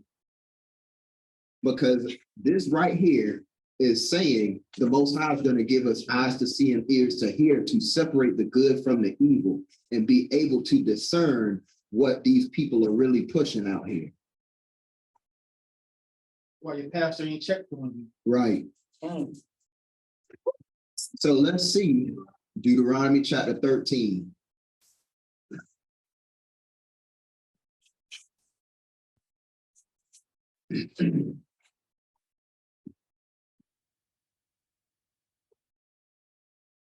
Yeah, Deuteronomy 13:1. Just start at verse 7 for time, because we still got a little bit to go. Deuteronomy 13:7, namely of the gods of the people which are round about you, nigh unto thee, or far off from thee, from the one end of the earth, even unto the other end of the earth. Thou shalt not consent unto him, nor hearken unto him, neither shall thy eye pity him, neither shalt thou spare, neither shalt thou conceal him. Keep going. Could you start at verse 6? Read 6 through 10. 6 through 10. If thy brother, the son of thy mother, or thy son, or thy daughter, or the wife of thy bosom, or thy friend, which is as thine own soul, entice thee secretly, saying, let us go and serve other gods. Let us go serve Jesus. Which thou hast not known, thou nor thy fathers, namely of the gods of the people which are around about you, nigh unto thee, or far off from thee, from the one end of the earth, even unto the other end of the earth. Thou shalt not consent unto them, nor hearken unto him, neither shall thine eye pity him, neither shalt thou spare, neither shalt thou conceal him. So don't hide him. But thou shalt surely kill him. Thy hand shall be first upon him to put him to death. So so these idol guys, y'all know we ain't supposed to even have their names in our mouth. So the Most High serious about this thing. So if somebody telling you let's go worship other gods, you ain't supposed to hide it. You got to call that thing out, and you got to be the first one to put your hands on it. It could be your son, your wife, your friend, your daughter. It don't matter. Keep going on. But thou shalt surely kill him. Thy hand shall be first upon him to put him to death, and afterwards the hand of all the people. Jumping.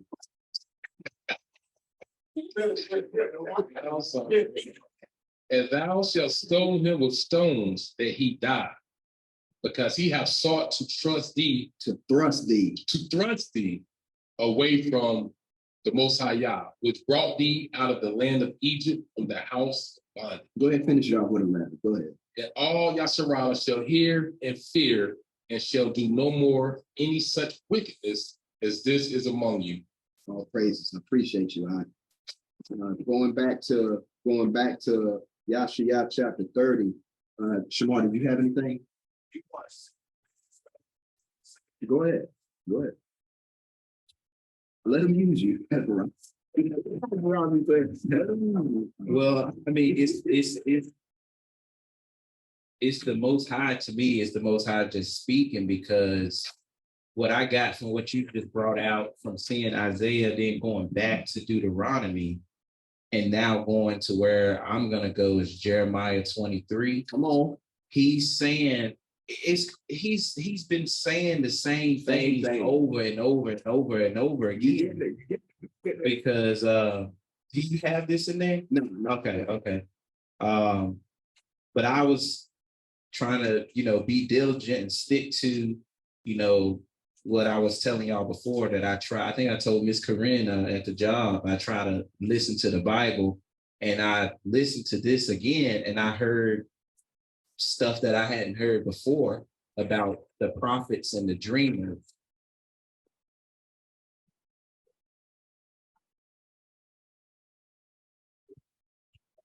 Oh no. I'm gonna just start at 21 or 20 the anger of Yahweh. Chapter 23, Jeremiah chapter 23 and 21. I just started Just read verse 1 real quick, then skip that. verse 1, starting at verse 1. It says, woe be unto TD Jakes and them.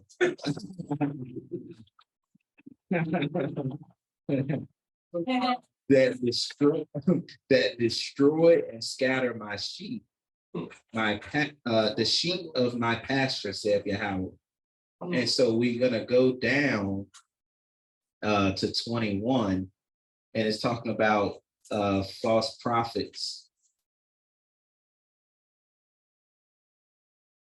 I'm sorry, this 20 is just 20 says the anger of Yahweh shall not return until he have executed, until he have performed the thoughts of his heart. In the latter days, you shall consider it perfectly. And I have not sent these prophets, yet they ran. I have not spoken to them, yet they prophesied. But if they had stood in my counsel and had caused my people to hear my words, then they should have turned them from their evil ways and from their evil doings. Real quick, Isaiah, it says in 21, they say, this is the way, let us walk in it, whether to the right or to the left. And then my Rawak is saying, come as you are. Homosexuals, sinners, all are welcome.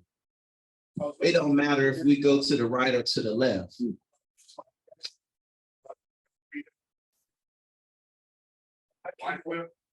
Go ahead. Start Jeremiah 23, start at verse 20. The strong vengeance of the Most High shall not turn again till he do, until that he fulfill the thought of his heart. In the last days you shall understand the counsel of him. I sent not the prophets, and they ran. I spake not to the prophets. 22. If they had stood in my counsel, had known my words to my people, forsooth I have turned them away from the evil, from their evil way, and from their worst thoughts. Where'd you read that from, Mark? In the white clip. Say it in the mic. In the white clip. Okay. Just so people online can hear. It's just letting you know there's counsel. His counsel. When you go back to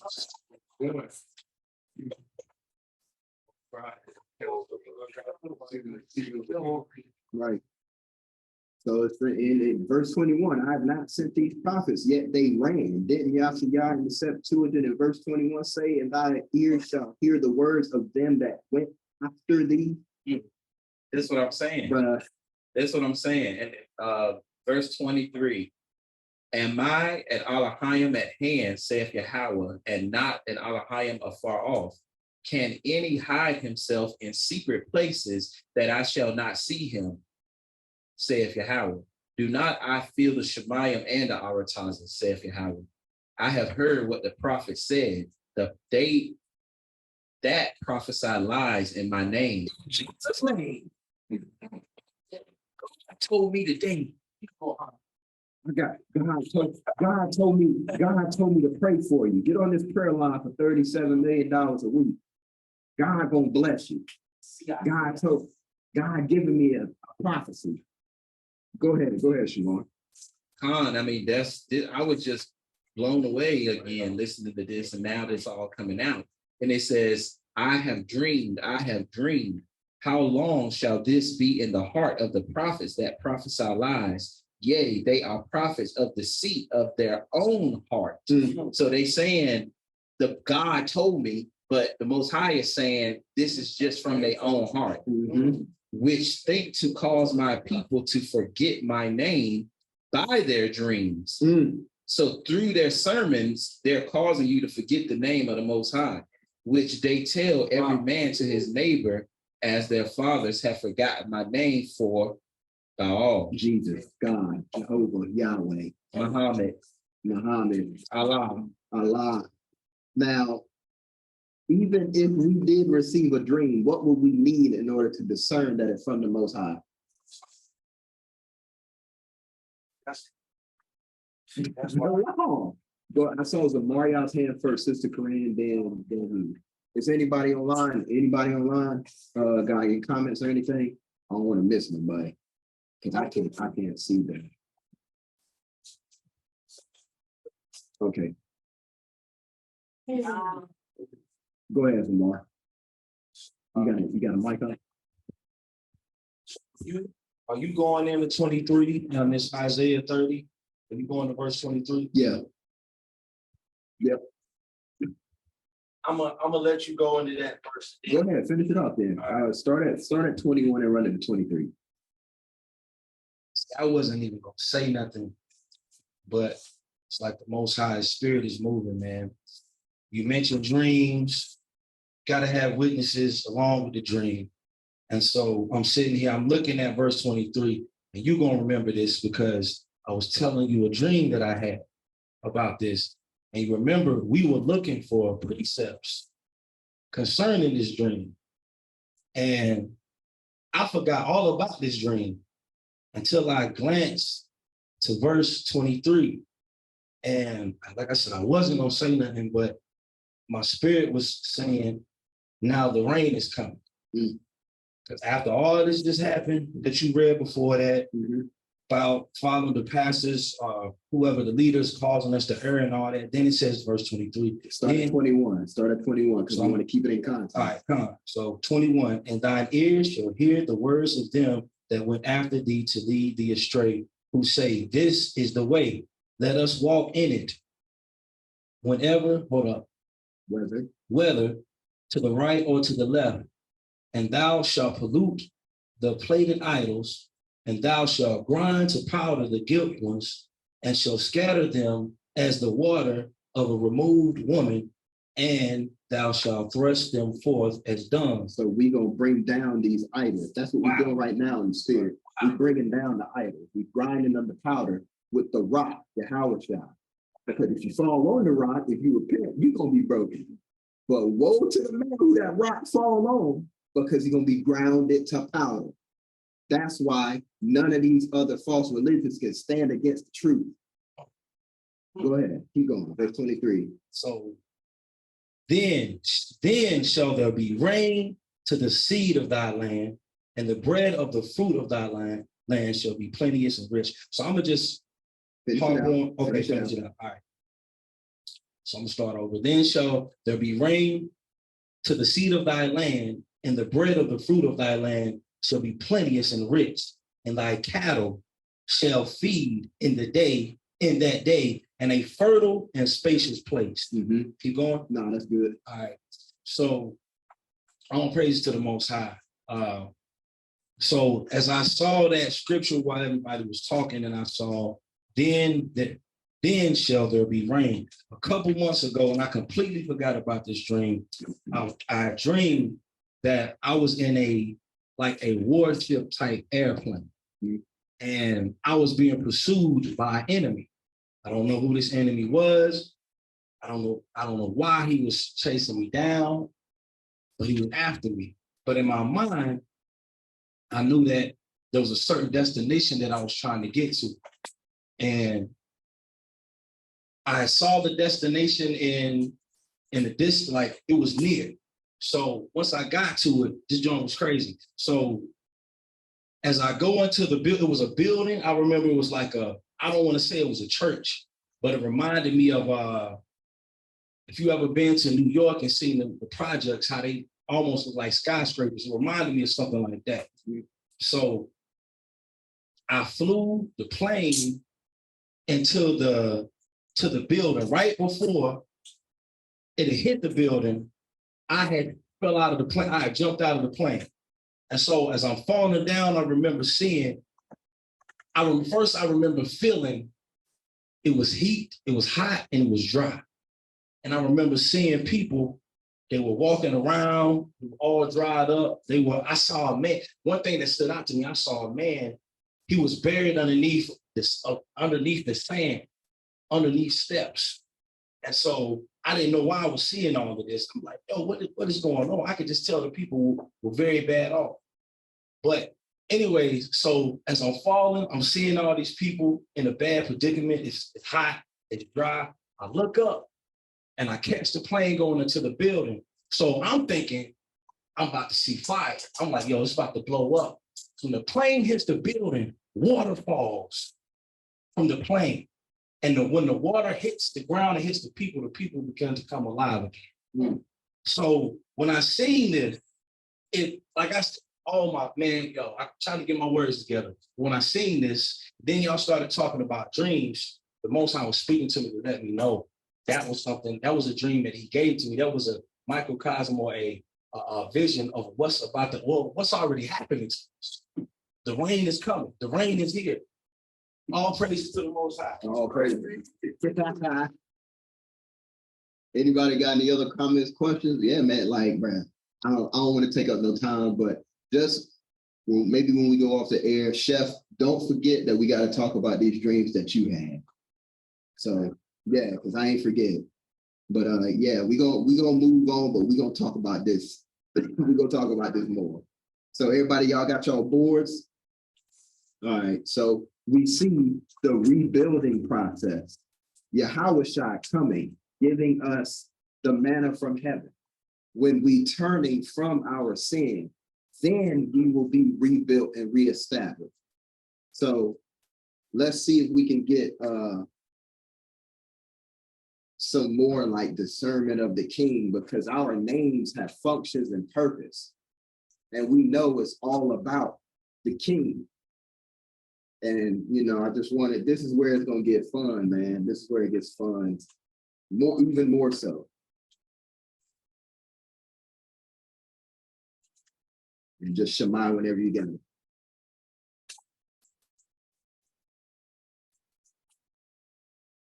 Shalom, Mashpah. Love y'all.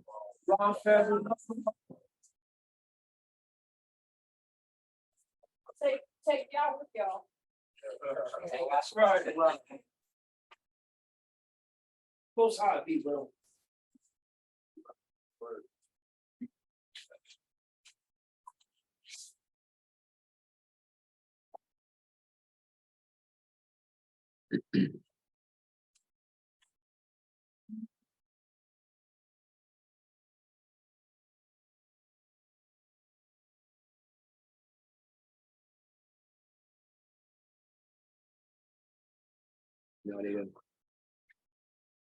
Anybody got it? Shema, anybody? Y'all need y'all need another couple minutes.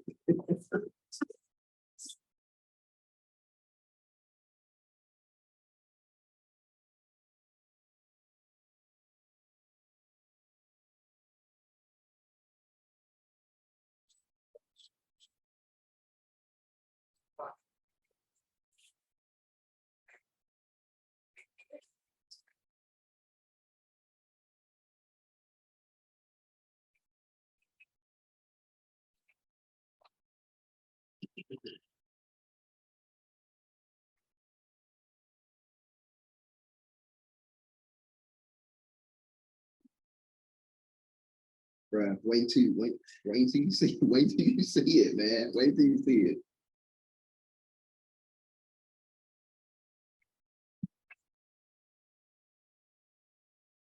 Because we don't even really understand like the level. Marah said it, man. The Most High been putting it on my heart for, like I said, months, years. And Marah saying that our king is all throughout this text. So what did y'all come up with? Anybody? Any volunteers? Just make sure you use the mic whenever you speak.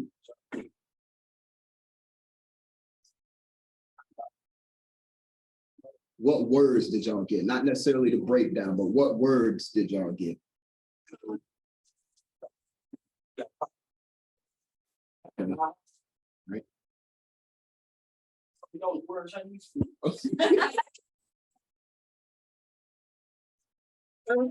Oh, Mariah, go get the Kevin out of here. Go get the Kevin out of here, Mariah. So Kalab, Bana, Yapana, that's what y'all got?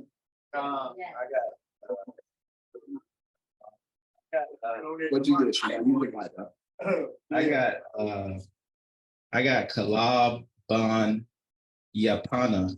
Yeah. It's Anybody, go ahead. Go ahead. What you Caleb, the son of Jephunneh in English. Caleb was the strong hand that led the people to the house when they saw the giants and they were scared. So yeah, and then he means heart too, because Marah got that. I stole that from him. Yeah. Anybody else? So, Marah, I wanted to ask you this because in some breakdowns or some translations, it says that Caleb or Kalab, that means dog. Is that true? Yeah. That dog. Yeah. Oh, heart. All right. Yeah. So that's gonna be a part of like when as we're revealing it. What up? What's up? Anybody? Did anybody get anything different? Okay. What about Yapana? What y'all think that? If you want to parse that out.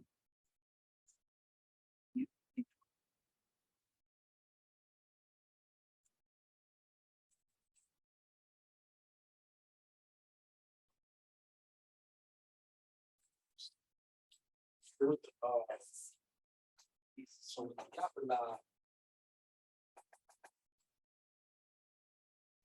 You take the H out. Yeah. So like when you're looking at some of the characters, and it just comes with like just knowing the culture. Like some people would say Bana, but just saying Ban would suffice, like son. Or Yapana, you don't necessarily have to say Yapana. Gotcha. Y'all ready? So, so my breakdown as far as like what I'm seeing in this, because like I said, it's a message. It's a message in this. So the hand of the shepherd inside,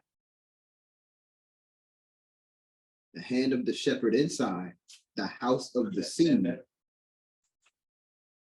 Yes.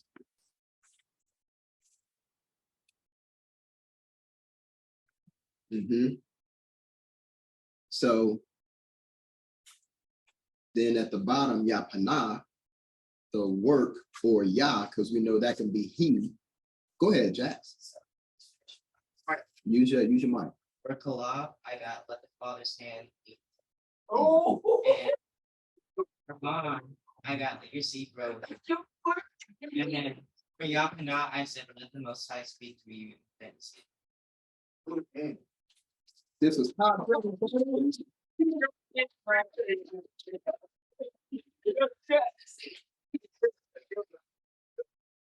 So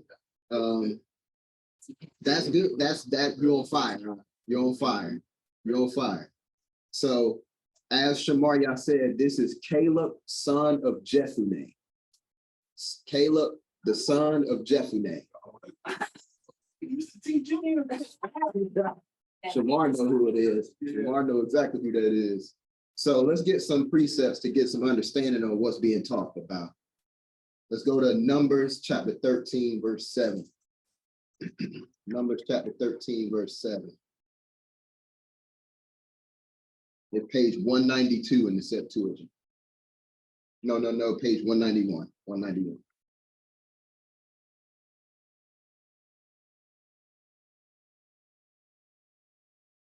No, I guess depending on what Septuagint translation you have.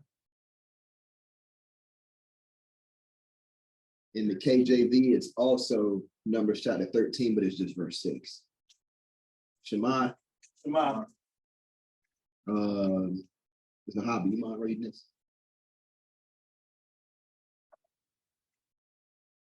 You want to be a Septuagint? Yeah, that's fine. 7 of the tribe of Judah, Caleb, the son of Jephunneh. Okay, that's all right. So that's all we needed from that one verse. Go to Numbers 14. There's one chapter over, and then verses 6 through 9. In the Septuagint, verse 6.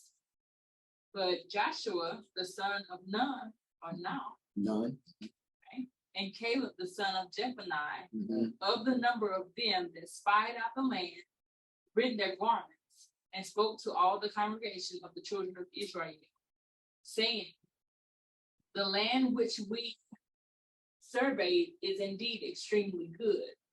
If Yahweh chose us or choose us, he will bring us into this land and give it us, a land which flows with milk and honey. Mhm.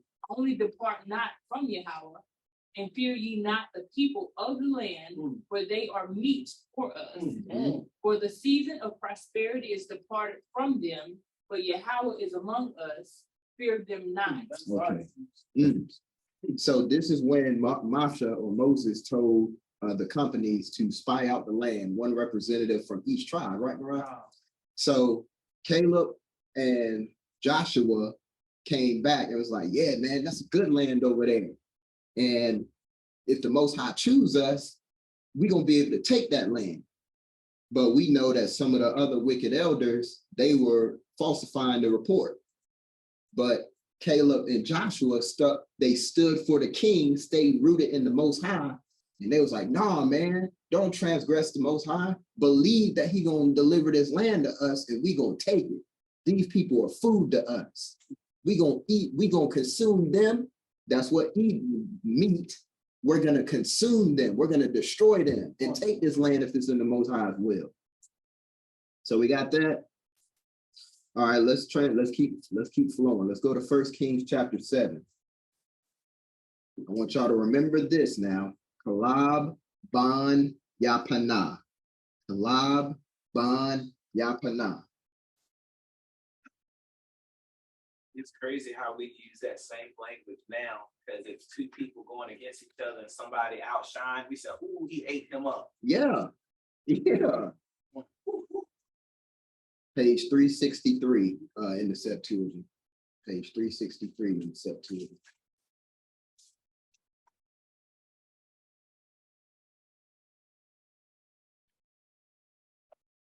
In the KJV is 1 Samuel chapter 7.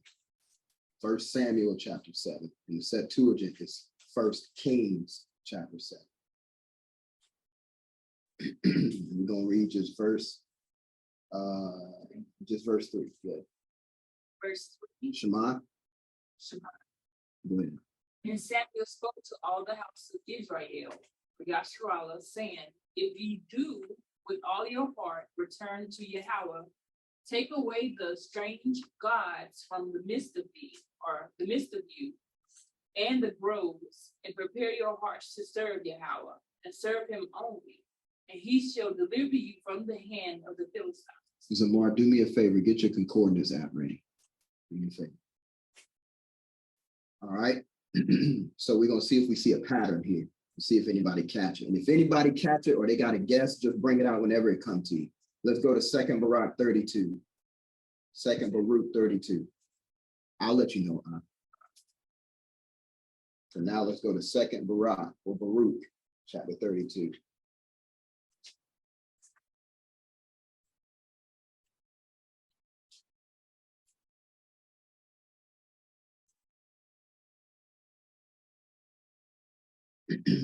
Verses 1 through 4. Shema. Go ahead. But as for you, prepare your hearts so as to sow in them the fruits of the Torah. The law.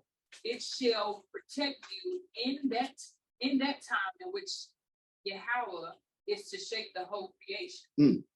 Because after a little time, the building of Zion will be shaken in order that it may be built again. But that building will not remain, but will again after a time be rooted out and will remain desolate until the time.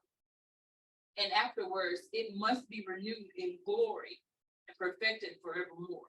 Okay. All praises. So let's back up one more time. Because we're trying to figure out what in the world did Nariah put Caleb's name, and he over here got all these other precepts. Let's go to Numbers. Let's go to Numbers chapter 14. Real quick, Marah, you can confirm, but this right here is talking about the second temple being built and then being destroyed, or Is that right? That Baruch, Right, because it's saying they had it, then they lost it, right, then it's gonna come back and be built, and then they're gonna lose it again Yeah, until time. our time, Mhm. and then it'll be perfected forevermore. So Yeah. we pretty much waiting for verse 4 now. Mhm. second temple, Right, because Yahweh Shai went to second temple, right? Or was that was 70 AD? Which one was that? second temple was, Destroyed in 70 AD, right? most, the Christians conflate the history. Messiah didn't go to that temple that's in the New Testament. Okay. That was Herod's temple. Mm, No righteous Israelite going to go to Herod's temple. right. So the second temple is the one Israel and Nehemiah built, and that was destroyed. Herod destroyed that. Okay, He got it. rebuilt one thing. He was going to win favor with people. You want to say that with the mic, Morale, just for anybody online? It probably just came unplugged.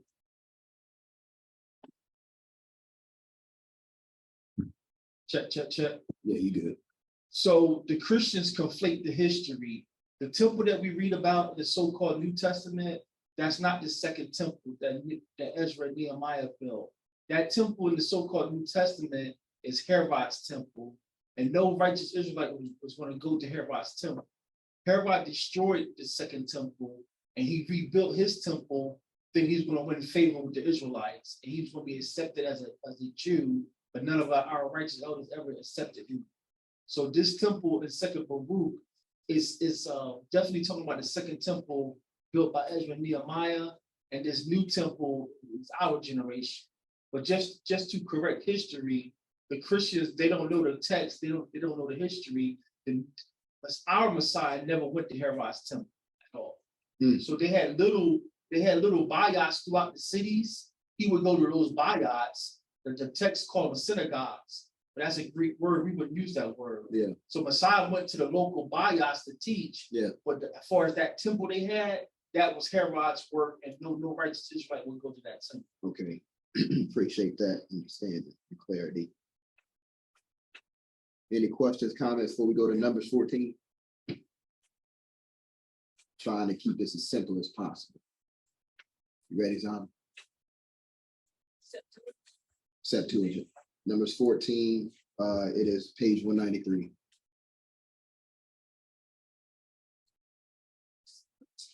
Shema, starting at verse 20, whenever you're ready. And the Most High said to Moses, I am gracious to them according to thy word. So just to give context, this is the same chapter where Joshua, Caleb, and all of them went to spy the land out. But the Israelites who were scared wanted to give a false report. And they wanted to kill Joshua and Caleb for trying to say that we can take the land. But the Most High got angry and said he was going to kill us and start over with Moshe.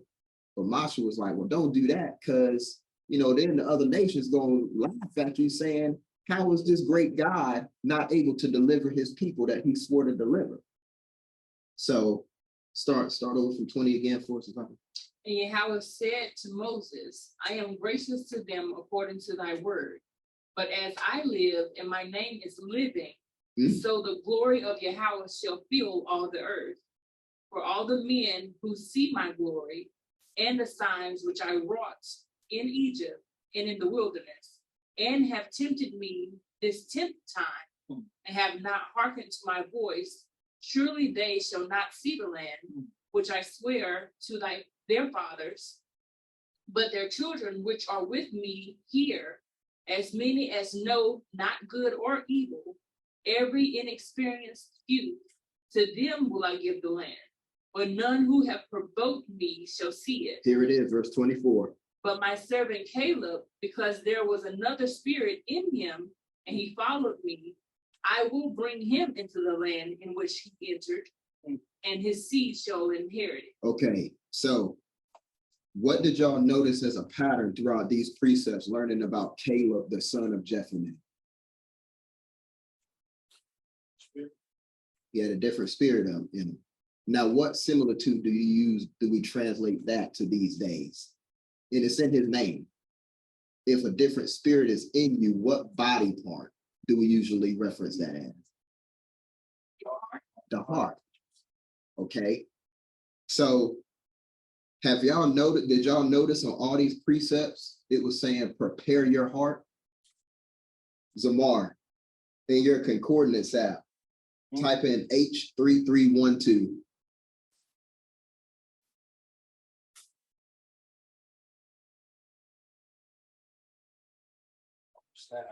Go ahead. What word is that? Oh, well, it's giving me the scriptures. Hold on. Caleb, son of Jephunneh. You click on that. Click on that. Now with the Hebrew word, click on Jephunneh or Yapanam. He will be prepared. He will be what? Prepared. What does Caleb's name mean? Hard. Wow. So the ka can be you. We look at it as the hand, but it can be used. So kalab, ban, yapana, your heart of a son, Yah has prepared. Because the Most High said there was another spirit in Caleb. But that would be, he has established his spirit. Yeah. There you go. Which is, like you said, spirit and heart could be interchangeable. Right. So when you look at Yapana, you can see it. The arm does work and creates an opening so a seed can be planted in the man. Yapana, prepared. Does that make sense to everybody? It's just amazing. That's what we was trying to explain when we was at 7 days. Yeah. When I was up there speaking. But the names, all of them have functions. So before, they don't talk about his father a whole lot, but you see his father had a role, a function, even before, like they're getting these names from their parents, and it's a spiritual thing because their names are turning out to be what they were to accomplish. Right. This is his grandfather. Okay, so that's right. Not is Caleb's grandfather. Because they skipped and we said they went back to someone who was great in the family. Or something like that. But it's still his father though.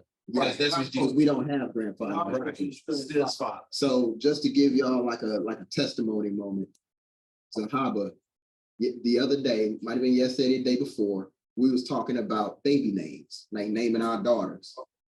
Oh. And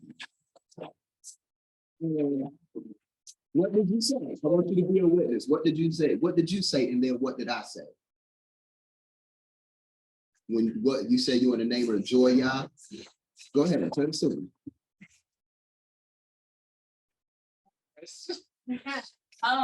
No, I was just saying. We ain't doing that. We was just talking about it.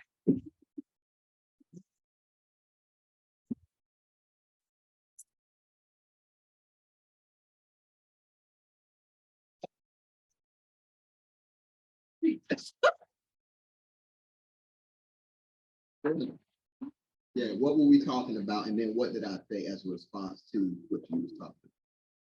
But I was just giving different names, and I wanted, of course, like Yah to be in it. So I wanted to, like, I guess, keep a J. So I said Joya. And I think you were saying yeah. And what did I say? Of the name and the Most High was anyway, or so what I said, I wanted to stray away from this English language altogether. Yeah. And we know the letter J is the youngest letter in the English alphabet. So I was saying that I wanted to name our children in our language because our language has function in life and is deaf in every other language. Now, she didn't know about this class at all, but this is one of the reasons why I said this. The craziest part about it, I hadn't put this together yet, so the Most High hadn't even shown me the level of what I was saying to her. But let's keep going. We know this first.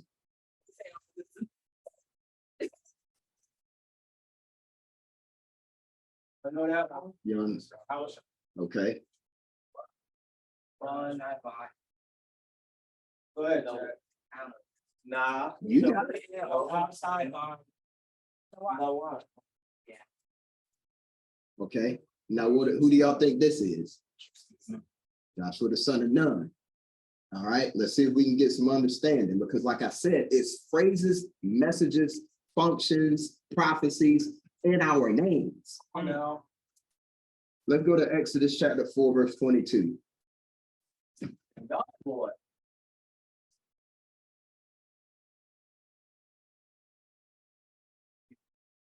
And that is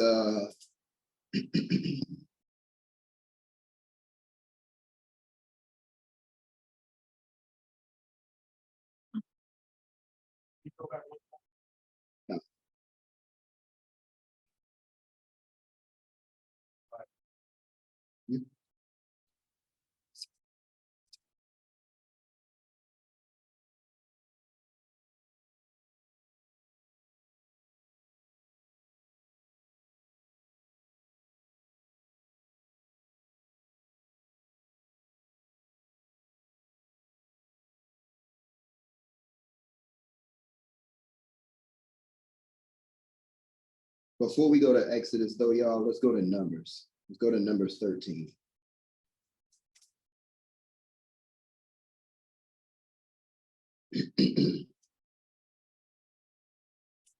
And just verse 16, Sahaba, whenever you get there. Then we're gonna go to Exodus.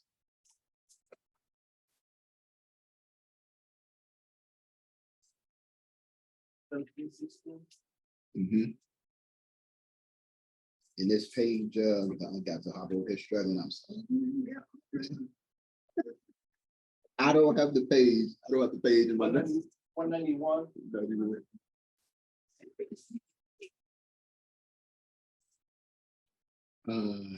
It's verse 9. I think, right? What's verse 16 say? Verse 16. John? No, well, in the Septuagint, verse 16 of the tribe of Gad. Keep going. Good deal. The Keep son going. of 17. Okay, verse 17 in the Septuagint. These are the names of the men who Masha That's it. sent to spy out the land. And Masha called Ayus, the son. Husha or Hawashai. Okay, the son of Nun. What do you call him? Yahawashai. So his name was Hawashai. And then it says, what did it say? Masha called him? Masha changed his name from Hawashai, deliverer, to Yahawashai. Yah has delivered. Okay. So now let's go to Exodus chapter 4, verse 22. Trying to make sense of all this.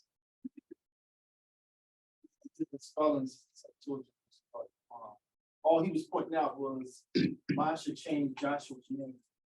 Yeah. Joshua's first name was Deliverance, Hawashai. Masha put the Yah on, changed the name to Yah. Right. The Septuagint spells it different. That's why he said Right. So that was my mistake. Numbers 13, 17 in the Septuagint. 13.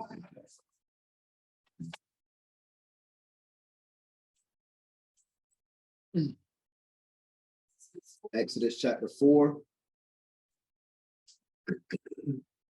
verse 22.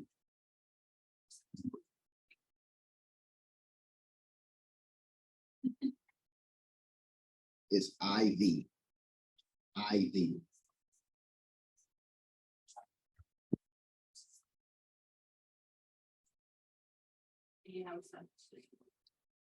Actually, in this one, we're gonna read it in both anyway.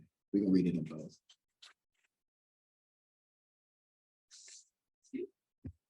In the King James Version, Exodus 4, verse 22. And thou shalt say unto Pharaoh, thus let me rewind. Verse 22, and thou shalt say unto Pharaoh, thus saith Yahweh, Yasharallah is my son, even my firstborn. I'm gonna read that in Septuagint. In the Septuagint, and thou shalt say to Pharaoh, these things saith Yahweh, Yasharallah is my firstborn. Okay. So Marah brought this out a while back. We know that the firstborn is Yasharallah. He is the son. The Most High refers to him as a son throughout the text. All right. So why did I put that name or that phrase Yahweh Shaiban Nawan up there? Zamaria,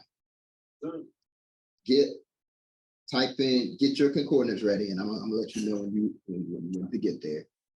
But for now, let's go to Psalm chapter 71. Psalm chapter 71. Page 922.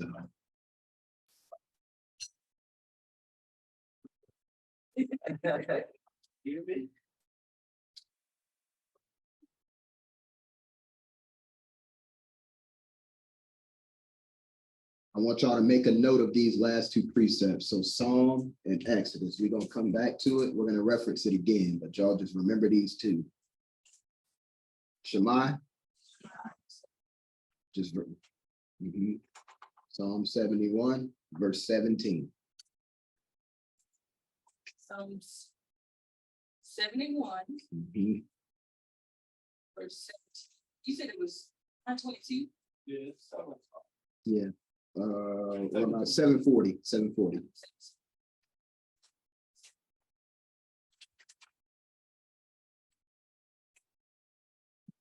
Verse 17, let his name be blessed forever. His name shall endure longer than the sun, and all the tribes of the earth shall be blessed in him. All nations shall call him blessed. Sister Gina, could you read that same book, chapter, and verse in the KJV? It might be Psalm, I don't know if it's Psalm 71. I don't know if it's the same. It might be Psalm 70 or 72.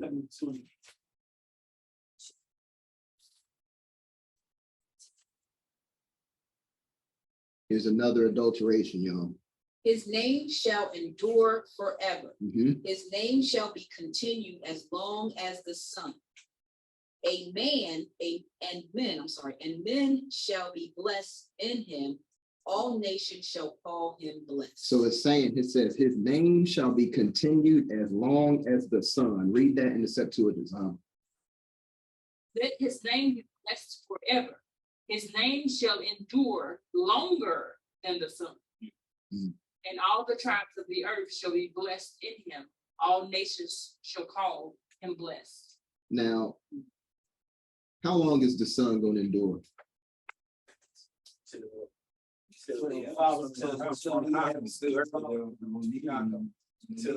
So at some point, we can agree that it is a finite thing. But this is saying his name shall endure longer than the sun. Didn't it say in a few precepts before that as I live and as my name is living? Okay, we getting there, y'all. Let's go back to Exodus. Go back to Exodus. Exodus chapter 31. We're getting there.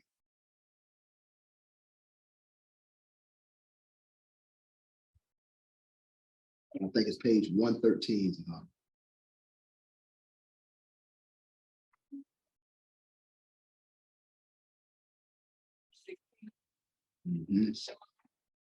Shemaiah. Go ahead. The children of Yasharallah shall keep the Sabbaths to observe them throughout their generation. And it is a perpetual covenant with me and the children of Yasharallah. It is a perpetual sign with me.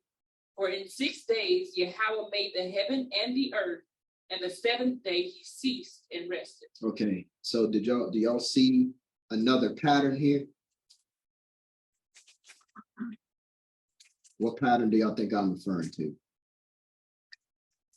Go ahead. What'd you say? Y'all get the same thing? What? Go ahead, Sister Corinne. Okay. Now y'all remember we're doing a breakdown of the name, Yahweh Shai Ban Nawan, right? Zamar, in your concordance app, type in H5126.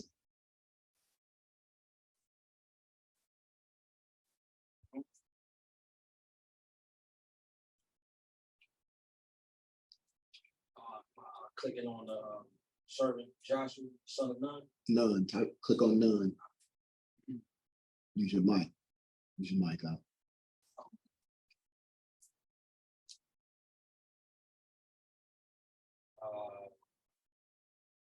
Just read off a couple of them. Perpetuity. Perpetuity. Perpetuity, right? Now I want you to type in another one. And this only shows up in the KJV version of Psalm 71 or 72:17. But I didn't use it because it's an adulteration in the Septuagint. But let's just, for the sake of the exercise, type in H5125. It's going to take you to Psalm 72. Now just look for H5125 and click on it. Now what does that say?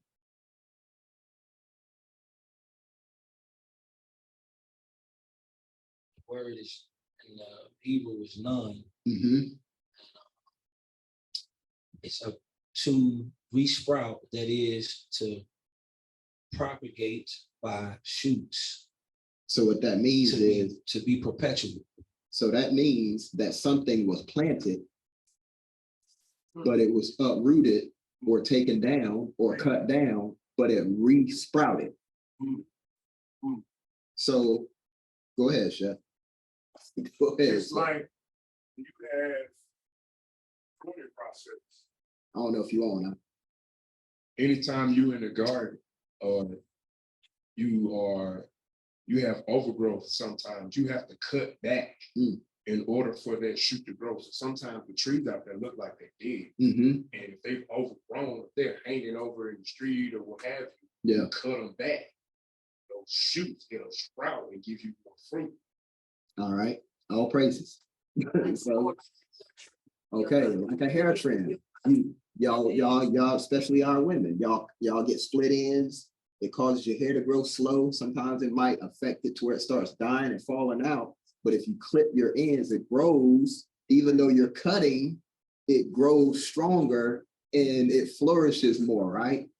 So let's look at Yahweh Shai Ban Nawan. Yahweh's salvation in the Son perpetually, forever, continually. Okay, now like I said, there's a message in these two Akyam's name, our two elders. Caleb, in your heart of a son, if you have the spirit of Hamashiach in your heart, Yahweh will prepare you for whatever you got going on in order to bring Yahweh's salvation in his son forever. Let's see who's paying attention. Good stuff. Now, what tribes were Caleb and Joshua from? Judah and what? Ephraim. So we use Dragon Ball Z references, and these two characters, this Ak right here and this Ak right here, they're from the show Dragon Ball Z. Now, this is actually a fan depiction of them because me and Shamar been talking about it. The show is about us, right? But in the show, they're non-melanated. So this is what they look like. Now, these two, Vegeta and Goku, they're the two strongest guys in the show, but they're always at odds with one another. Goku, the one in the orange at the top right here, he's fun-loving, playful, he's dumb as a brick.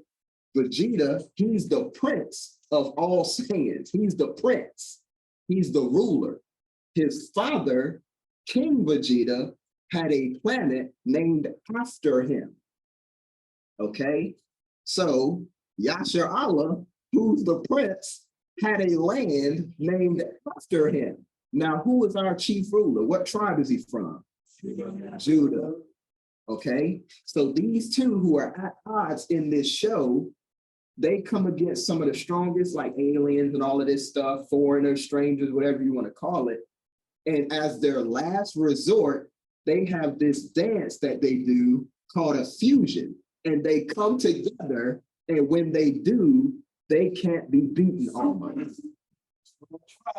Okay, let's go to Ezekiel 37. I'm gonna show you, man, these people ain't creative, bro. It's called Dragon Ball Z. Dragon Ball Z or Dragon Ball Super. This show came out like in the 80s and 90s, y'all. This show is very old, but it became for our generation like a cultural, like a cult movement. If you were born in the 80s, early 90s, and you didn't watch this show, you were weird. Or you just didn't, you ain't had cable or something.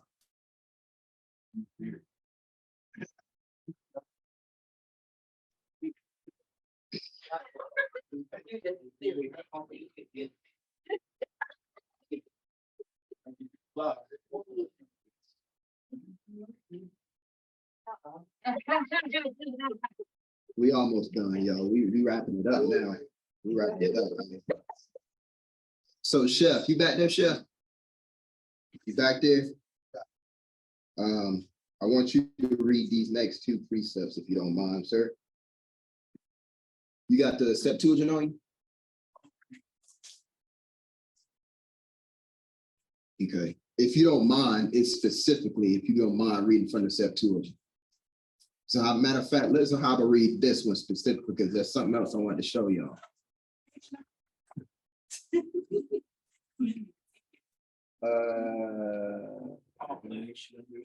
10:27.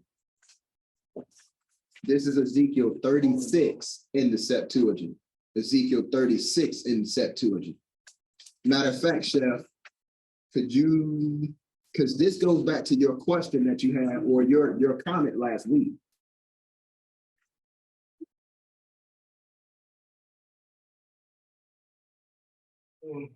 Ezekiel 36, 15. What's it say? Yeah, I want you to read verses 15 and 16 in the KJV real quick, Chef, real quick, or whichever version you got. This one was a big one too. No longer will I make you hear the taunts of the nations. No longer will you suffer this. What chapter you on? 36. You read 30, it's 37 for you. Yeah. And the Septuagint is 36. 10:27.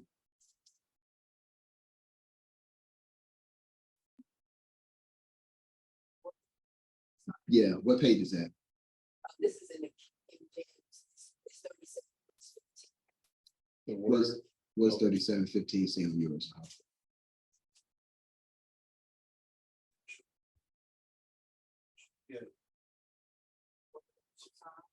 What page are you on? This is Mark. 10:27. Yeah, it should be like in the orange sign behind it. Verse 15 saying, there shall no one be against you the reproach of the nations. What page you on? 10:20. Okay. What verse are you starting on?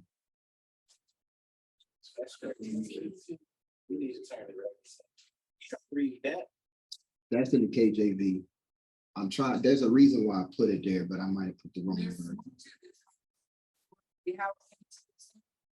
Some man say. That's it right there. That's it right there. But that's 10:27, right? That is 37? It's the same. Okay, that's my mistake. Yes, bro, it's stuff out there, man, when you build a class. That's right. So it is 37. It lines up.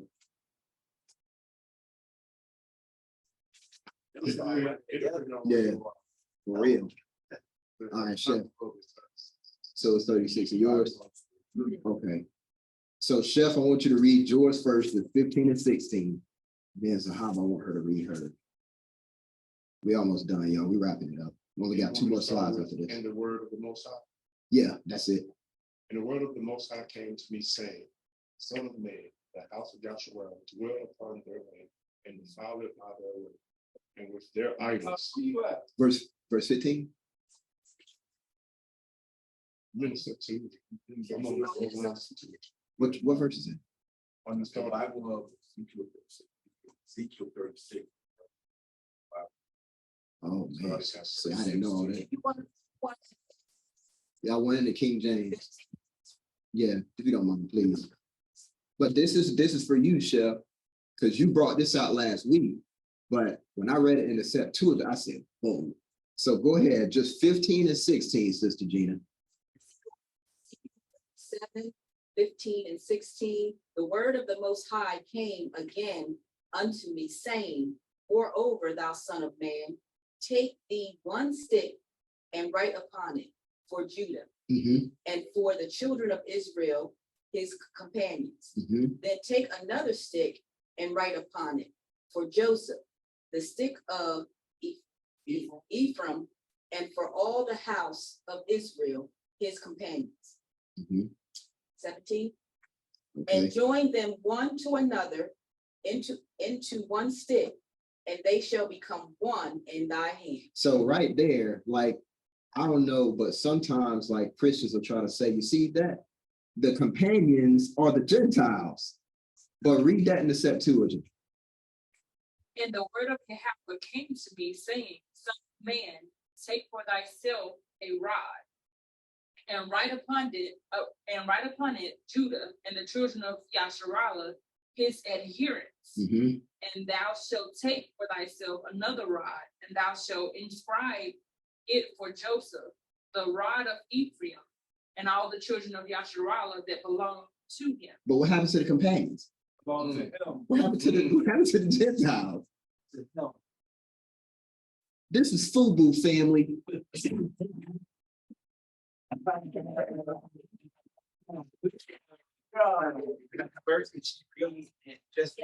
15 and 16. No, in the where it says Israel and his adherents. That's 16.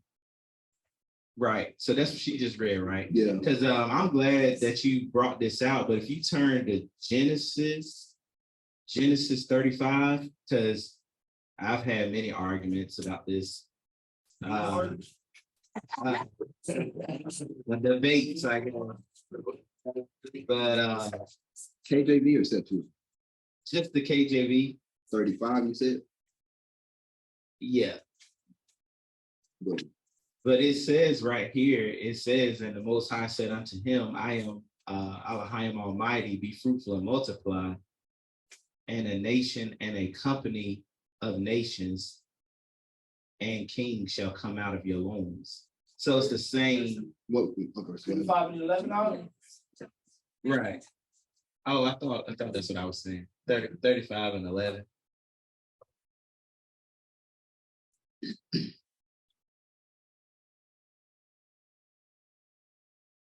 see it? But so it's that's the same language that, and then what I see in yours right there, verse 10, it says he was talking to Jacob. So from Jacob, it comes his 12 sons, which is his sons have a company of nations. So it's just the same language that's why we say read it from the beginning.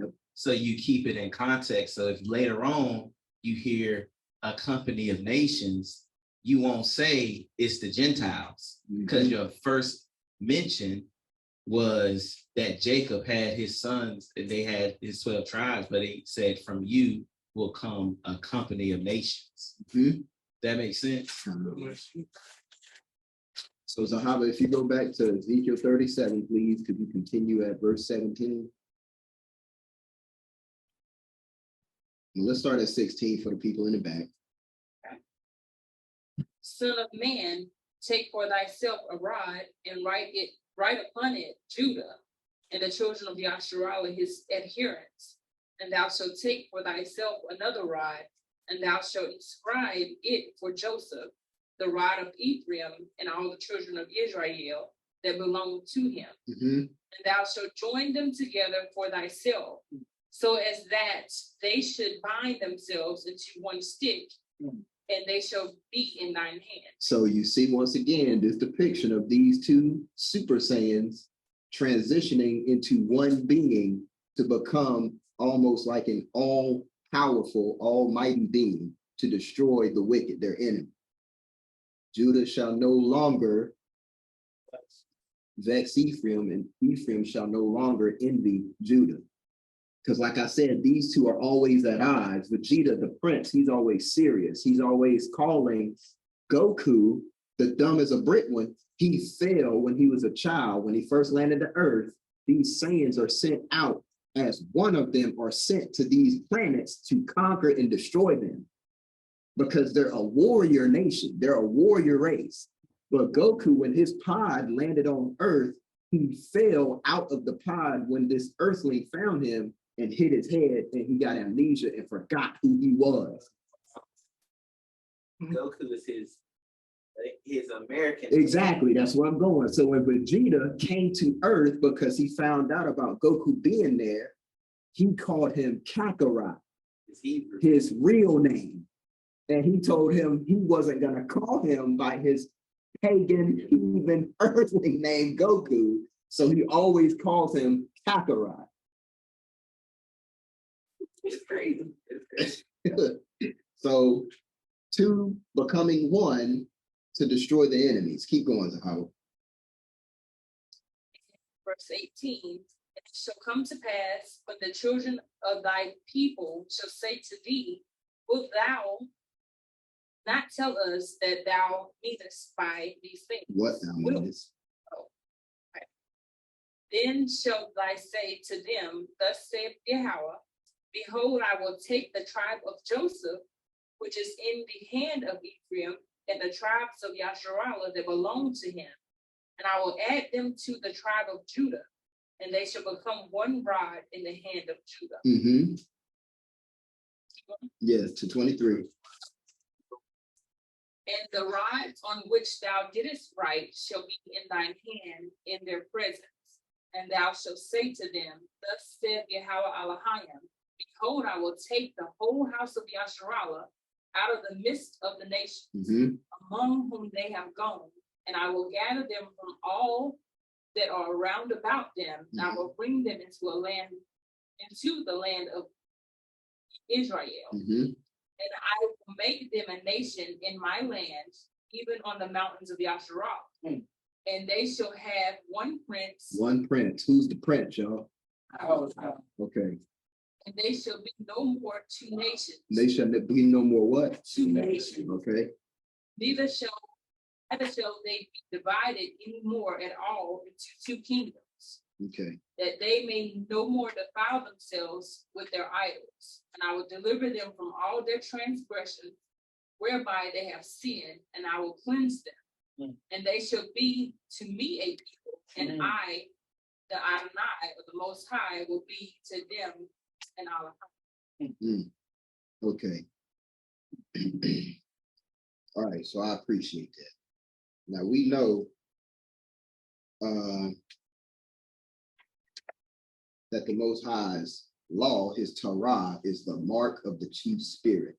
So we know that that's what needs to be in our inward parts to even want to follow him. Go ahead, Sister Kareem.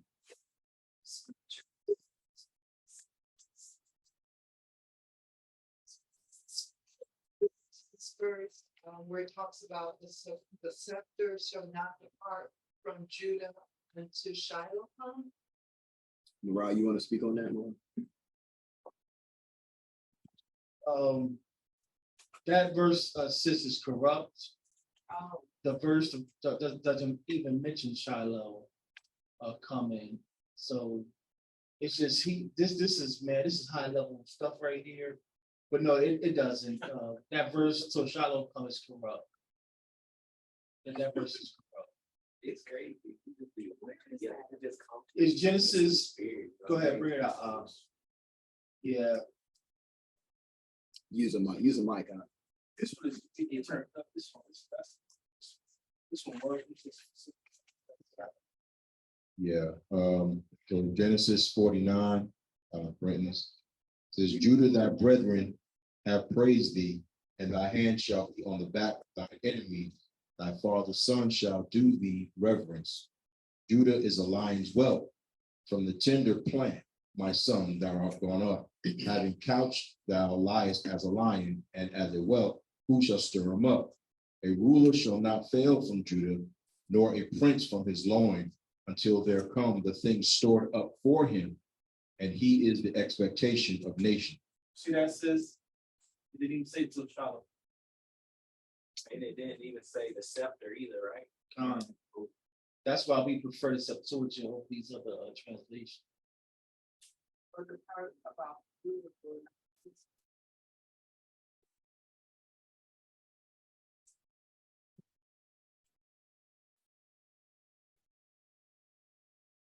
Yeah, I would say yes. So pretty much what the father, what Father Jacob / Israel was telling us, he was letting the 12 tribes know Judah's going to be the ruling tribe. Don't try to take the kingship from him. That's what he's telling his sons. Judah's going to be the ruling tribe. Do not try to take the kingship from him. That's what he was trying to tell them. That makes sense? Shamar, you got something? No, I was just saying, yeah, that's her question. And in verse 30, Ezekiel, verse 37, how it's saying that, you know, pretty much they're gonna put the two sticks together and then it's gonna be ruled in the hand of Judah. It's agreeing with what was said in Genesis. Oh, praise. So just to back up just a little bit, because we only got 2 more slides. So appreciate y'all patience.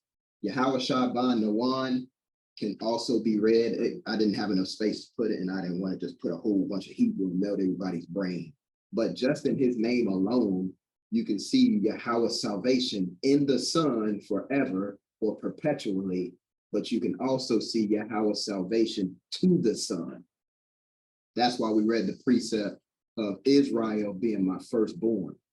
So when Marah said we never lost sonship, you saw it right here in Yahweh Shabban Nawan, and him and Caleb. So ultimately, we got one more word, and we're going, once we get these last couple of precepts, that'll be it.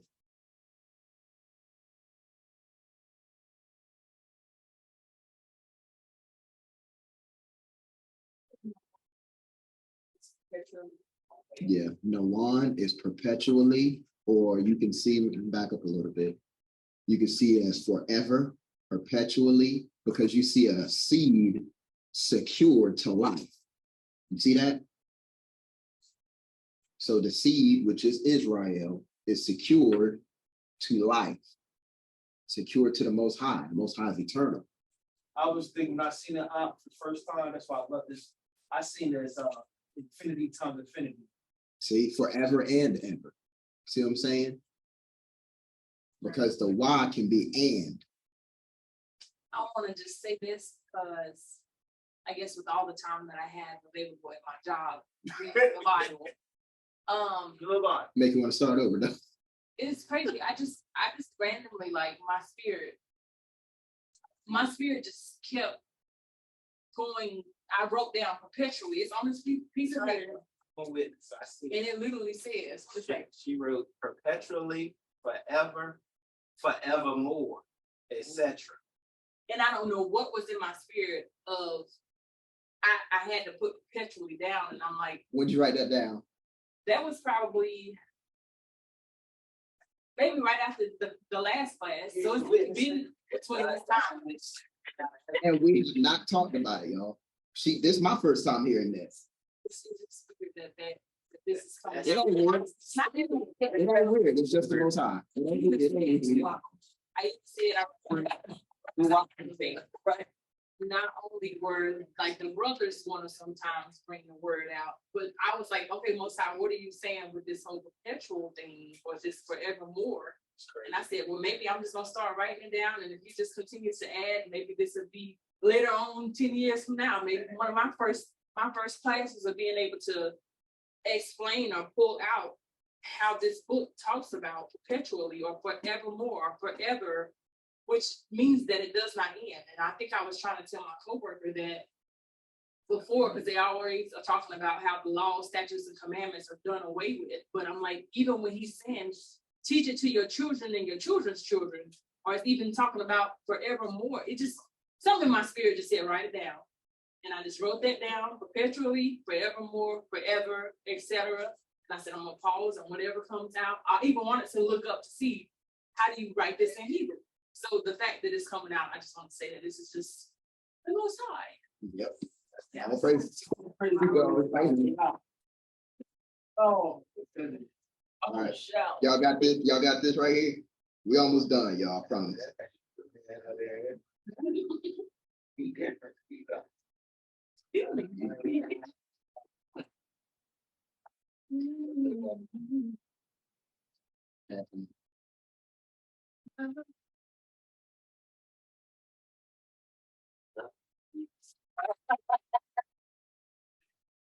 Y'all need more time? Y'all got it? All right, what word y'all get? 5. The Paul, okay. Now what breakdown did y'all get? Because we went over this word before. Like I said, a lot of these words we've went over before, but the Most High was just giving me things that went into this specific class, or what, if you want to call it that, discerning the king. Because even the Most High is in everything, because it's pointing to the Most High, but it's through his son.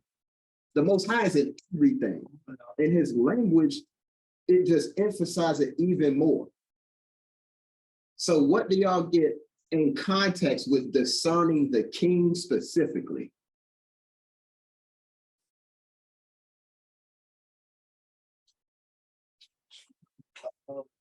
One way, Sapar, so I'm gonna use the sod as protection, because the sod is a sticker bush. With a sticker bush, you could protect your animals or something. And then I'm gonna use the pod as being the remnant that I'm encircling. So I'm protecting the remnant of God, the Father. Anybody else? So I have, I don't know, I'm taking the pa as the mouth, the words coming out, protecting the words of the Most High. Okay, anybody else? Y'all ready? Y'all ready to transition to the next slide? Do y'all know what word this is, Sapar? Mariah, you can't say that. You and Shamar can't say that. What do y'all think this word means in English? Without looking it up. Yeah. What do you say? Boat? Like floating on a water boat? Okay. What you think it means? Separate. No, not separate. Command. Not command. What do you think this word translates to in English? English translation. Y'all gonna say it. Y'all gonna say it. Huh? What word is that though? In English.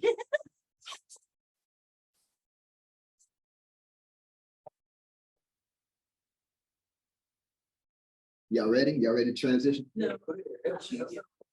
Y'all ready? This word is book. Book.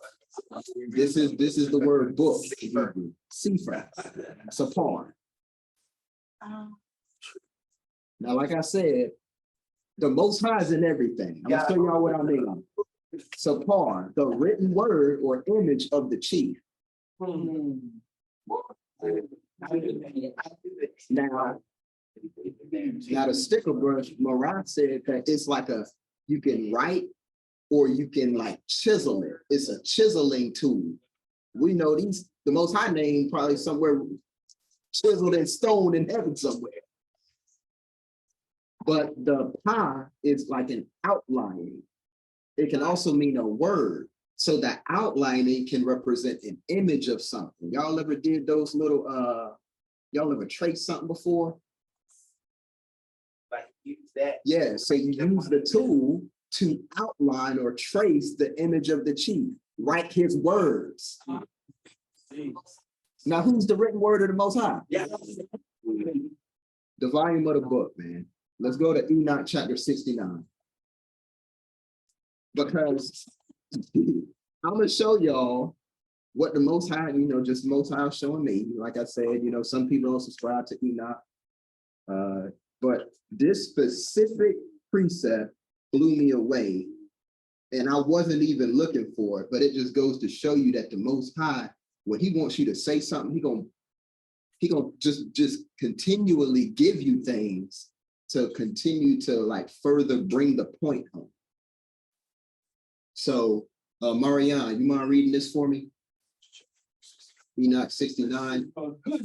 And this is in the Sefer version. So I know there are different versions of Enoch. How does yours start in verse 9? No, it should be the name of the fourth.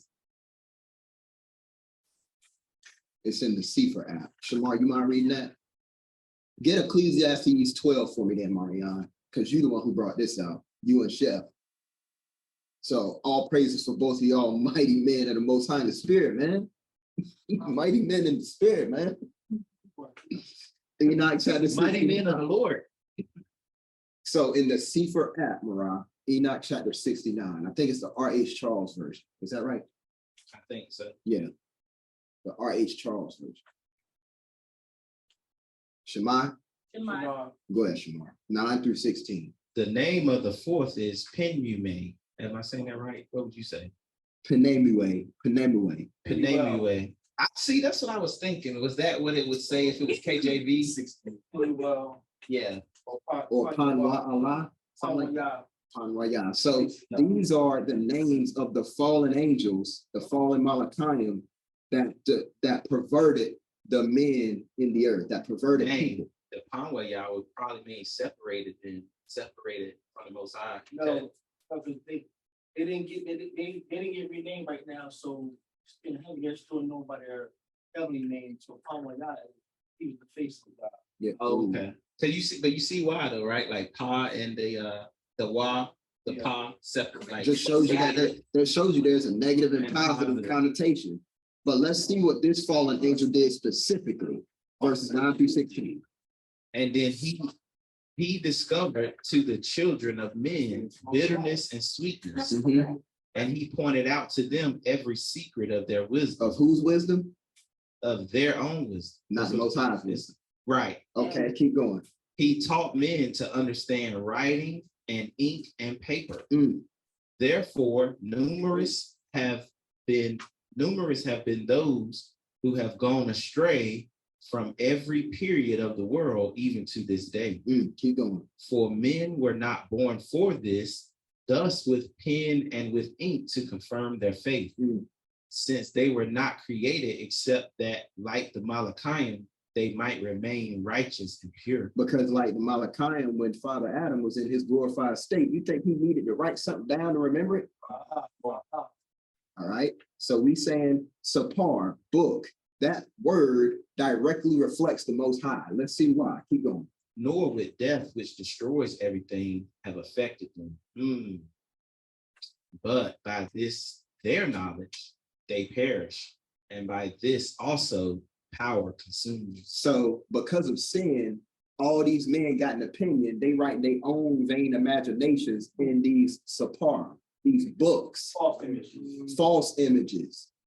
So now, instead of having Sapar, the written word or image of the chief, now it's done got perverted. Everybody want to philosophize.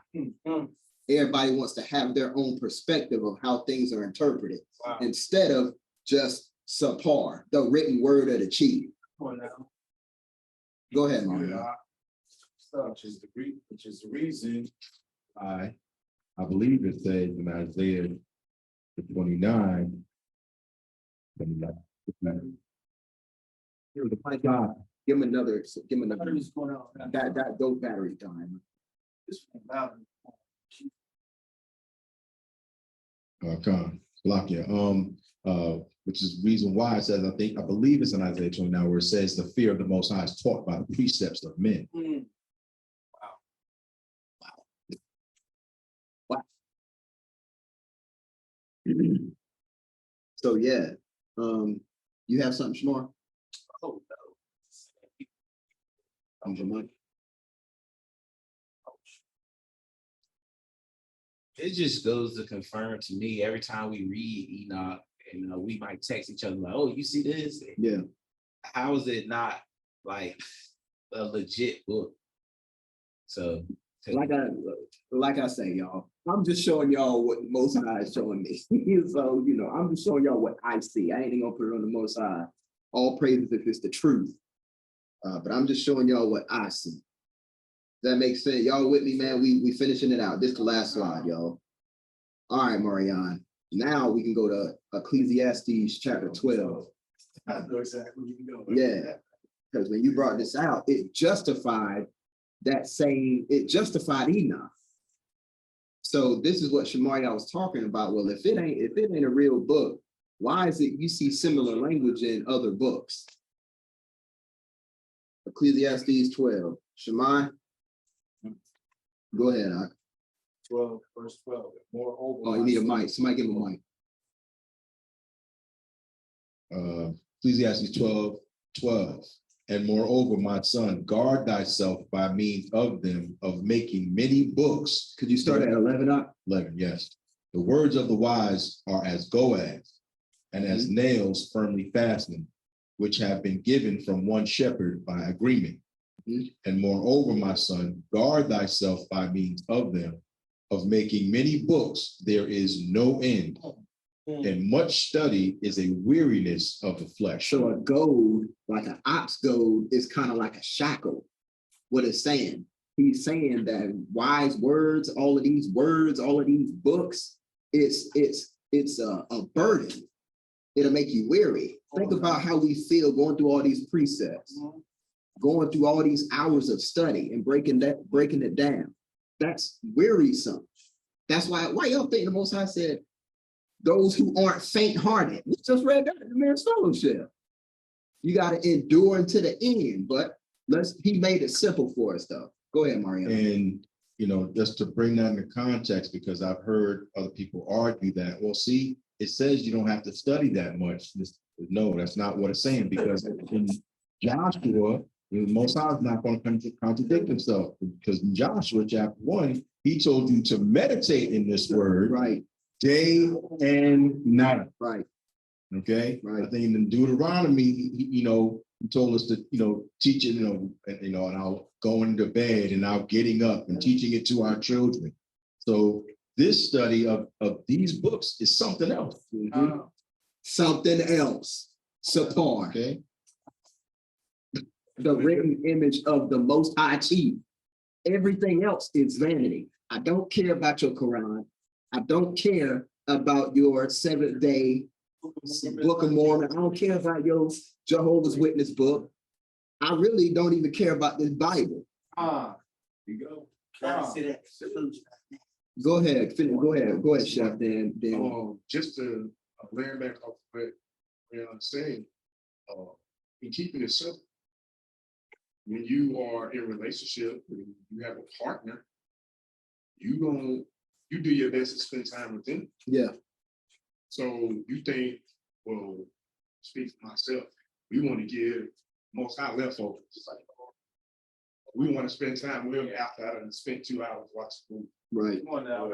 On the sticks, 3, 4, 5 o'clock in the morning, I'm gonna read some scripture. Just make it practical, man. Just make it practical. How upset would you be, Sister Gina, if Marah did every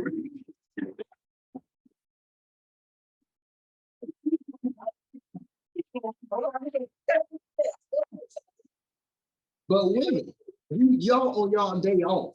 You on your day off. I'm gonna pick on you again, actually, because I said this to her yesterday. I said, if I'm off, we try to spend as much time together as possible. I told her, I said, imagine the Most High. You got all this time to spend with him. But it don't really click until we make it practical. Right. Imagine if I'm off work and we got all day to spend with one another. How much effort would you put in to spend time together with me? And that's what the Most High is saying. So before me, before your job, before your kids, before anything else, at least just wake up and give thanks to me. Yeah. But you know, that's all of us though. We all have got caught lacking when it came to that. So it ain't necessarily picking on you, Zahaba. It's just a perspective thing. So you want to finish that out, Mariana? Ecclesiastes 12. Get him the mic, Jack. So, Ecclesiastes 12, verse 13. Verse 13.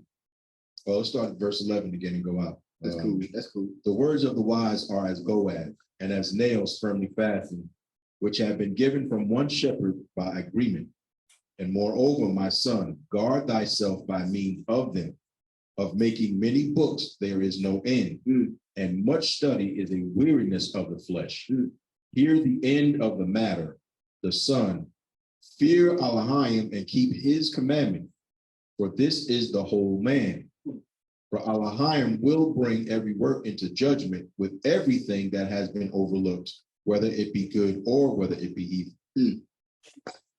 So we don't need your 7 different ways to worship God in spirit and in truth. We don't need all that. That's right.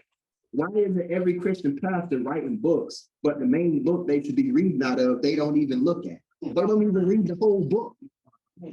They stay on one part of it, but they want you to read their whole book. No. Bye. They use the Bible to take their picture. Come on, man. Appreciate that, Art. Let's go ahead and go to Proverbs chapter 4. Let's go ahead. I'm going to take no more time.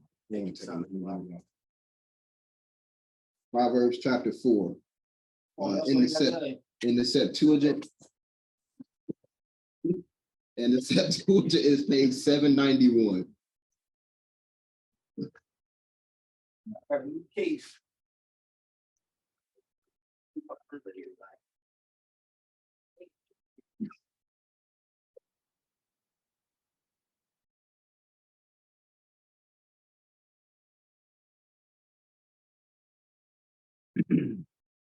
Because we know so far the written image or word of the chief is life. Is life. That's why he says, I am your life. He is your life. Remember the Most High's words. Proverbs 4, verses 10 through 13 in the Septuagint. Y'all, who got that? You got that, Maria? 10, right? Kind of 10 through 13. Shammai, whenever you're ready. Hear my son and receive my words. Shammai, my son, and receive my word, and the years of thy life shall be increased, that the resources of thy life may be many. For I teach thee the ways of wisdom, and I cause thee to go in right path. For when thou goest, thy steps shall not be straitened, and when thou runnest, thou shalt not distress. Take hold of my instruction, let it not go, but keep it for thyself, for thy life. So Shamaria, I think he brought this out. I think he did bring this out for his Chakama wisdom class. So we know in this is an adulteration in the KJV because it refers to wisdom as her. But in the Septuagint, it tells you to keep it, the instruction. So I wanted to just point that out on top of the fact that it's just letting you know the law, is in the volume of the book. Yahushai is the living law, the law made flesh. So let's go ahead and go to Jeremiah 16 in the Septuagint. Now this one is page 922. Page 922. Septuagint.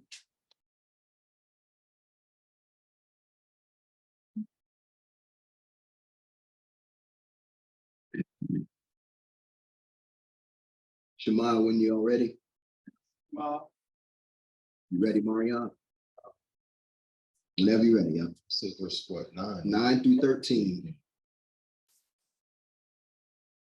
Jeremiah chapter 16, starting verse 9. For thus saith Yah Elohim of Yasha'al, behold, I will make to cease out of this place before your eye, and in your days the voice of joy, and the voice of gladness, the voice of the bridegroom, and the voice of the bride. And it shall come to pass, when thou shalt report to this people all these words, the image of the Most High, and they shall say to thee, wherefore has Yah pronounced against us all these evils? What is our unrighteousness? And what is our sin which we have sinned before Yah our Elohim? Then thou shalt say to them, because your fathers forsook me, saith Yah, and went after strange Elohim, and served them, and worshipped them, and forsook me, and kept not my law. Kept not my what? Law. Okay. And ye sinned worse than your father. For behold, ye walk everyone after the lusts of your own evil heart, so as not to hearken to me. So your heart wasn't prepared. Keep going, I'll finish last words. Verse 13, therefore I will cast you off from this good land into a land which neither ye nor your fathers have known, and ye shall serve their other gods, who shall have no mercy upon you. So once again, we see the shabar, the breaking down, because we refused to shabai, to listen, to hearken, to obey. All right, let's go to Ezekiel 36 this time. Let me make sure it's right. That might have been what I was looking at in my notes, getting all tripped up.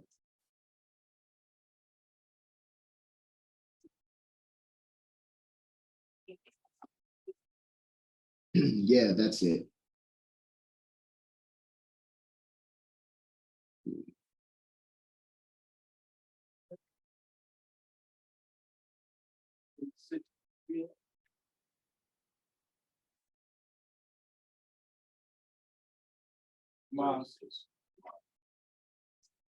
That's the one that starts out, but your grapes. But your grapes, God. And then Mariah, if you don't mind, just getting Psalm 39, verses 5 through 10 ready, and then that'll be it. But y'all got Ezekiel 36, Shemaiah. All right, go ahead. Great. Ezekiel 36, starting at verse 8. But your grapes and your fruits, O mountains of Yasha'al, shall my people eat, for they are hoping to come. For behold, I am toward you, and I will have respect to you, and ye shall be tilled and sown. And I will multiply men upon you, even all the house of Yasha'al, to the end.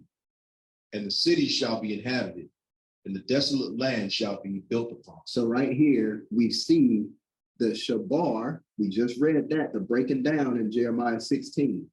We see the banah, the building, as the Most High is restoring the land. Just like Marianne said earlier, when my people humble themselves and pray and think upon their shame, their sins, their iniquities, and turn back to me with their whole heart, mind, and soul, then I will heal their land. So all praises to the Most High for Yahushua being the living bread, breaking his body, giving his blood to be an atonement. Now through him, the two sticks, the northern and southern kingdom, have been brought back together. Caleb, Caleb, Joshua, Yahushua, our hearts are being prepared to receive salvation in the Son perpetually. A re-sprouting, a replanting of the seed. When Yahushua died, that was a testimony that went out in the earth. That's why he said, another cup, I won't leave y'all comfortless. So our people back then didn't know Yahushua. He had to, didn't the Most High have to reintroduce himself to us in Egypt?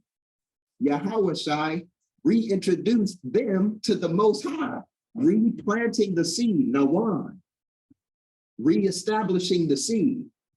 Read that again, verse 9. Ezekiel 36, verse 9. For behold, I am toward you, and I will have respect to you, and ye shall be tilled and sown. The Most High is talking to the land right here, y'all. Keep going. And I will multiply men upon you, even all the house of Yasha'al to the end. And the cities shall be inhabited, and the desolate land shall be built upon. Rebuilt.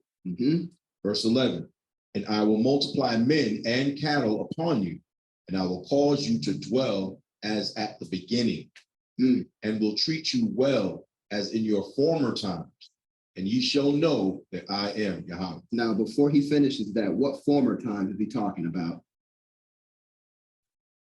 He talking about that Garden of Eden, y'all. He ain't talking about the like when King David. Nah, he talking about the former time. Didn't there a precept in here saying that it will be like the Garden of Eden? All right, verse 12. Verse 12, and I will increase men upon you, even my people Yasha'al, and they shall inherit you, and ye shall be to them for a possession, and ye shall no more be bereaved of them. Thus saith Yahweh Elohim, because they said to thee, thou land devourest men, and hast been bereaved of thy nation. Verse 14. Therefore thou shalt no more devour men, and thou shalt no more bereave thy nation. Saith Yahweh Elohim.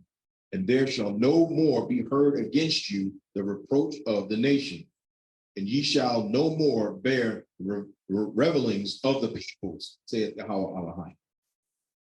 That's it. All praises. All praises. That's it. So we see the whole process of all of these Hebrew words. I appreciate y'all for sticking in, but this is why all these words were important, because it's a process that the Most High don't change. He's been doing the same thing over and over again. He's been breaking us down and rebuilding us to grow stronger every time, over and over again, splitting the ends. As gold is tried in the fire. The Most High been saying the same thing different ways over and over. The more you heat up gold, the more and more it becomes purified.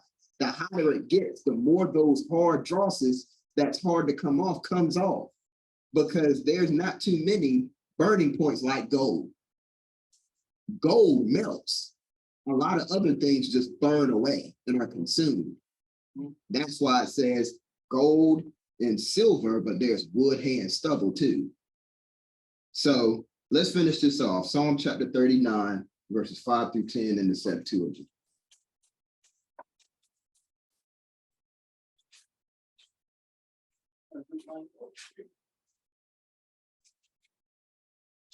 He said, what's the page? 721. 721, yeah. 721. Tahallum 39. Y'all have it? Whenever you're ready, Marlon. Tahallum 39, starting at verse 5. It says, O Yahweh, my Elohim, thou hast multiplied thy wonderful works, and in thy thoughts there is none who shall be likened to thee. I declared and spoke of them. Start at verse 5, Mariah. Can you start a verse before that? Because in mine is verse 5. Okay. This is Tahallum 39, verse 4 in the Britain. Okay. Blessed is the man whose hope is in the name of Yahweh, and who has not regarded vanities and false frenzy. Now it says, blessed is the man whose hope is in the name of Yahweh. We know name is Sham. That means reputation. Blessed is the man whose reputation is of the Most High. Now, keep going, bro. Blessed is the man whose hope is in the name of the Most High, and who has not regarded vanities and false frenzies. O Yahweh, my Elohim, my power, thou hast multiplied thy wonderful works, and in thy thoughts there is none who shall be likened to thee. I declared and spoke of them. They exceeded number. Sacrifice and offering thou wants not, but a body hast thou prepared for me. Whole burnt offering and sacrifices for sin thou did not require. Then I said, behold, I come in the volume of the book. It is written of me, I desire to do thy will, O my Elohim. Thy law is in the midst of my heart. Salah. I have preached righteousness, the law, in the great congregation, the nation of Israel. Lo, I will not refrain my lips. O Yahweh, thou knowest my righteousness. Go ahead and read verse 11. I have not hid thy truth within my heart. I have not hid thy truth within my heart, and I have declared thy salvation. Salah Yahweh. Salah Yahweh. I have not hid thy truth within my heart, and I have declared thy salvation. I have not hid thy mercy and thy truth from the great congregation. All praises. All praises. All praise to the Most High. So there's a lot in a lot of these chapters. But in verse 6, we're going to back up. It says, O Yahweh, my Elohim, thou hast multiplied thy wonderful works, and in thy thoughts there is none who shall be likened to thee. I declared and spoke of them, they exceeded number. Now, when Moshe was talking to the Most High on the mountain, and he said, let me see your glory. What did the Most High say to him? Can we go there real quick? Oh man. Yeah, but let's go there. Is what is it? Exodus what? What is that? I can't recall. Something else just said to me.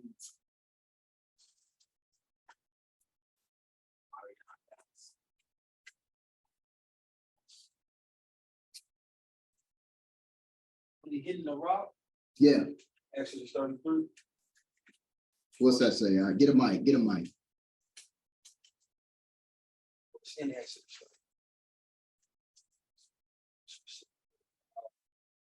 Mm.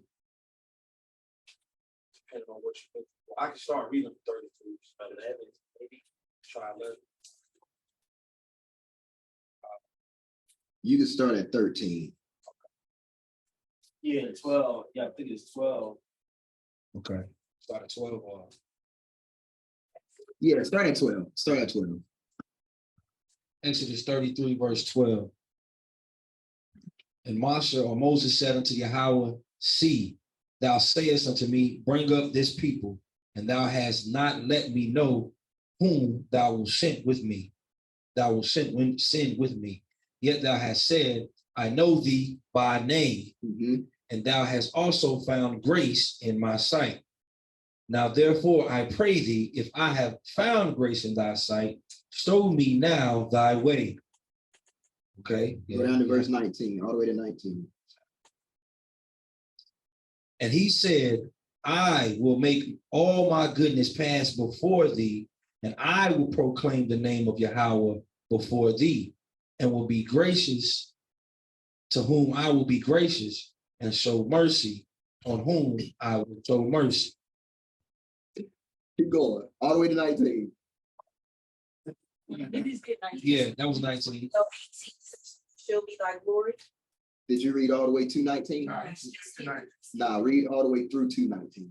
Oh, okay. Verse 17. And Yahweh said unto Moshe, I will do this thing also that thou hast spoken, for thou hast found grace in my sight, and I know thee by name. And he said, I beseech thee, show me thy glory. Show me thy glory, right?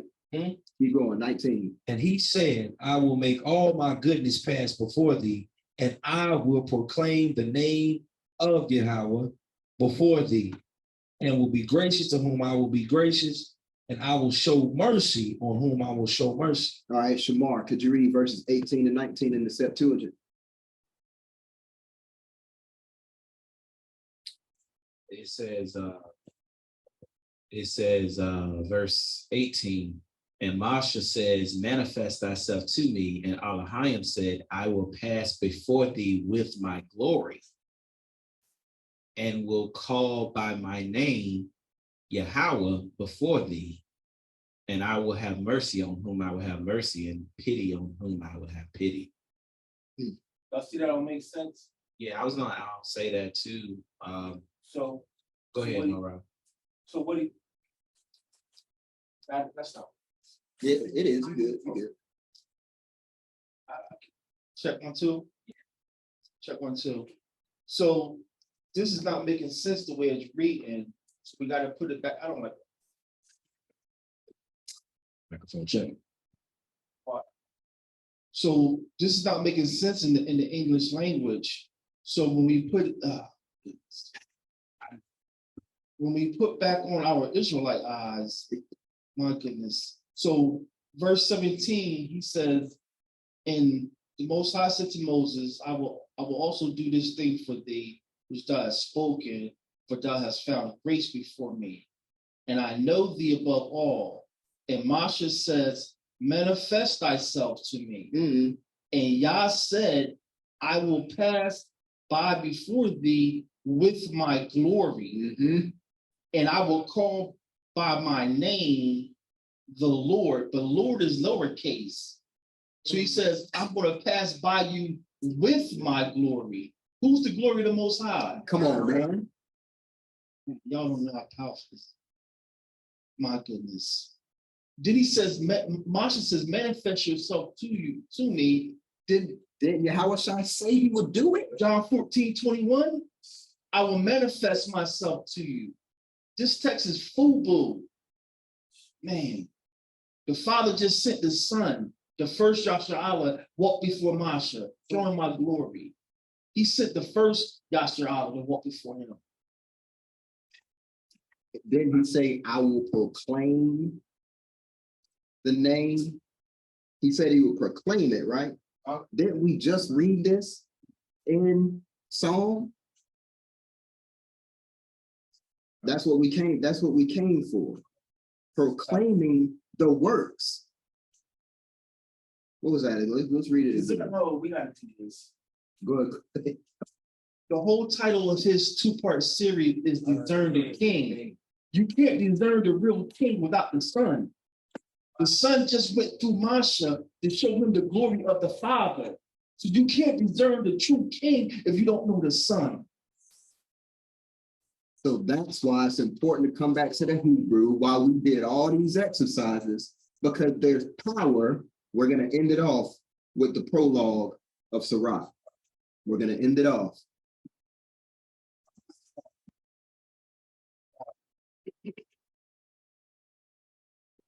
Yeah,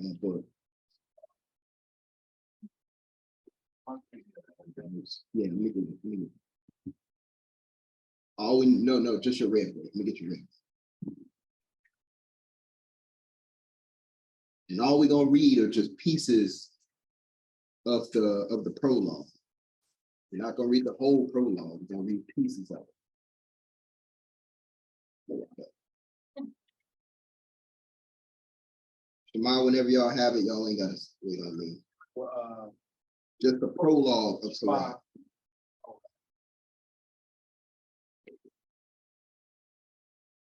The intro.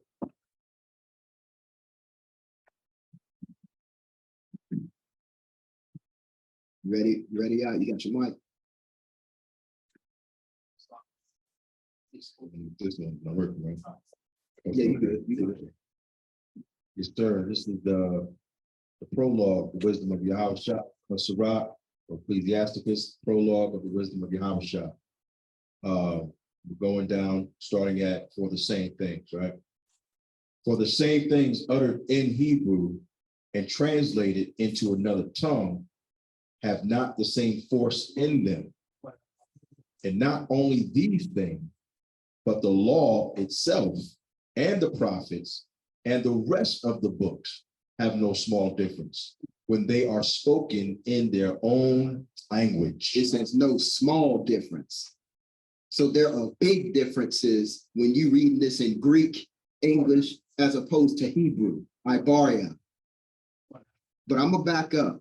I'm gonna read this to y'all because I know exactly where it is. If you read the prologue in order, I'm gonna start at the very beginning. It says, this Yahushai was the son of Sirach and grandchild to Yahushai of the same name with him.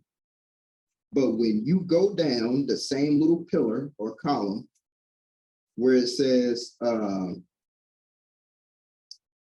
Sirach, his son, receiving it after him, left it to his own son, Yahushai, who having gotten it into his hands, compiled it all orderly into one volume and called it what? Does anybody follow with me? Wisdom.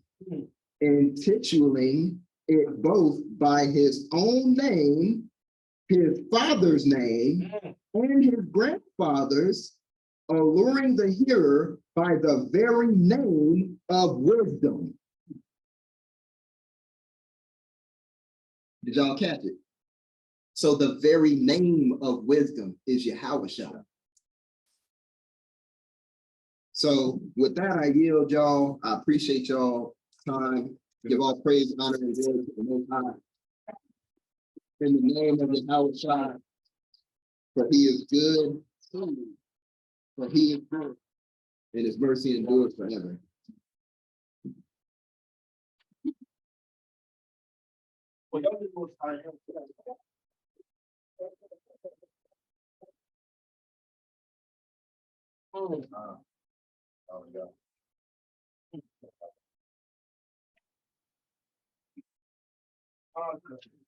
Maura, can you explain that again though for me? So it's that you know, I just knew that was written wrong. And I will call by my name. What is that saying again? And I will call by my name. Real quick, just one more paraphrase precept. I think it's in Revelation. What is it about Yahushua that's the spirit of prophecy? Y'all know what I'm talking about? In Revelation. Prophecy, that's Revelation 19:10. What does it say? Somebody get that. Somebody get that. Revelation Testimony 19:10. of The testimony is prophecy. Volume of the book. That was powerful class. My goodness. Oh.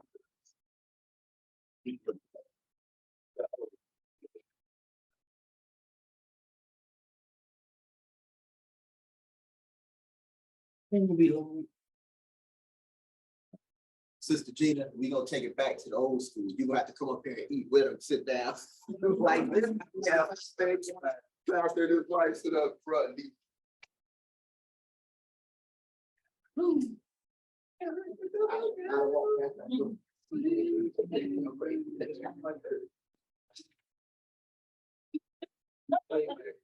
I hope y'all can I hope y'all can understand the magnitude of this class before we go back to this verse. But I want to get this one screen. This is why we take the time, and Sister Joyce said it, I've been saying it, there's no respect of person within our nation. That's why I've been begging for people to study and read, because no one in here is smart. No one in here is intelligent. It's your inheritance. When you put the time in with Abba, you seek him not to win a debate, not to get super chats. When you're seeking the Abba, because Father, I want to be obedient, he comes to you. And that's what Sister Joyce was saying. He's coming to you because he sees your heart. So that's why I was just telling my wife, I'm on cloud 9 because I've been waiting for this. People looking like, oh man, this is deep. Torah Group is deep. Ain't nobody deep in here. It's the Father doing this. And start with this language. You can't tell me this language don't have power.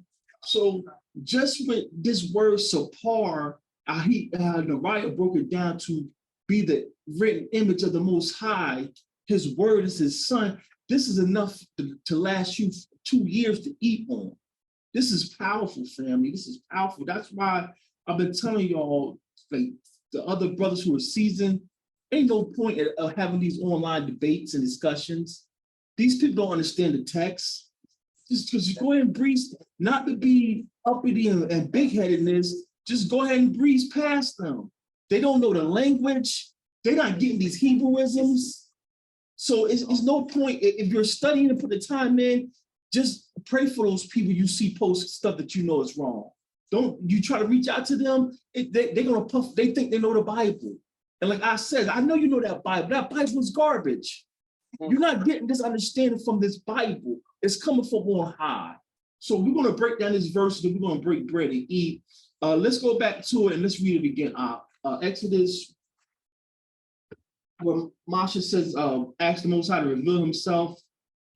Yeah, 33 and 19. Exodus 33 and 19. Let's read it again.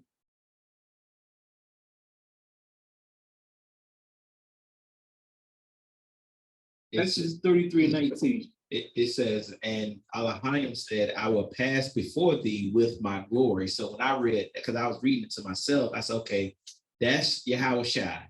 Then it says, and I will call by my name the Lord. And it's like all the Lords in our minds is Lord, Lord, like that. So it would still be Yahweh. And I'm like, this ain't right. It's not reading right. Right. And that's how the Spirit's going to talk to you. They read that again. That's not reading right.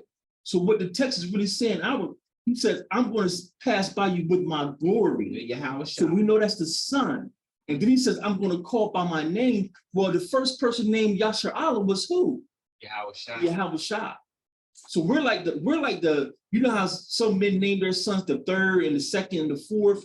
We're like Yasharallah the third, because you got Yasharallah Messiah, then you got the Malachim who were made before us. They were powers of the princes. So the first power of the prince is the son Messiah, then it's the other Malachim, and then we became we're the only nation. Right. We're the only humans who became Yasharallah. So we're like Yasharallah the third. We're the prince of the power. No other nation can boast that. So this text right here is adulterated, and this understanding comes from on high. And is it too that after he says, I will pass before thee with Yahweh Shai, is he kind of changing the subject then? Not changing it, you know what I mean? Like switching. It's hard to say because this is from the English, but to keep it on a level that you can understand, it's the Father telling Moses, I can't come down. I'm the great I am. So I'm going to send my representation. My representation is the Son. That's why Yahweh Shai said, if you've seen me, you've seen the Father. So this been in the text the whole time. I'm going to get this cleaned up. It was so many, I couldn't keep stopping him. There were so many Hebrewisms that we went over. It's enough to drown you. So I'm going to get this cut. I see you. I'm going to get this cut up and uploaded, but please go back. Part 1 and 2 is chock full of Hebrewisms, all pointing to the king that we're worshiping is the great I am, but you can't know the great I am if you don't know his son. Like the next verse, 20 says, but he said, you cannot see my face, for no man can see me and live. Another piece of Deuteronomy 4:12. Then the Most High spoke to you from the midst of the fire. You heard the sound of words, but you saw no form of voice. That's two witnesses. Yahweh didn't come down to show himself to Masha. Go ahead and show him my glory. Show him a little piece of who I am. And it's the Son. I put that in that Man of Steel. In the Man of Steel movie, they had it where that Clark was on fire, but he wasn't consumed. You got the mic all over, please. What is this? I was just saying that I put that in the movie, in my breakdown of that movie where they used Superman, he was on fire, he wasn't consumed. But they used that as a reference to Yahweh Shai because that voice that he heard, the voice of the Most High is Yahweh Shai. It's powerful. Marianne has something. Can you get past my mic? Just let me back it off of what you said. How it did not come down himself to present himself. And another witness is Mashiach said, no man has seen the Father at any time. The Father can't come down to this filthy place. That's why he don't come down to Sister Marsh. Go ahead. That's why he don't come down to the end of Revelation. Yahweh Shai and us got to clean this place up for him. You think I want my pop coming down here? Y'all, those of you who live in the dorms, and your mom and dad was coming to visit, what you doing here? You cleaned up, mom coming. You think I want my pop to come down here and y'all were just worshiping a golden calf a couple of weeks ago. You think I want my father to come down here? The water that y'all worship the golden calf, it still got the ashes in it. So that we gotta, us, the children of Israel, we're gonna clean the earth up, Mount Zion up, then Papa's coming down. Then he's coming down. This place is filthy. Any other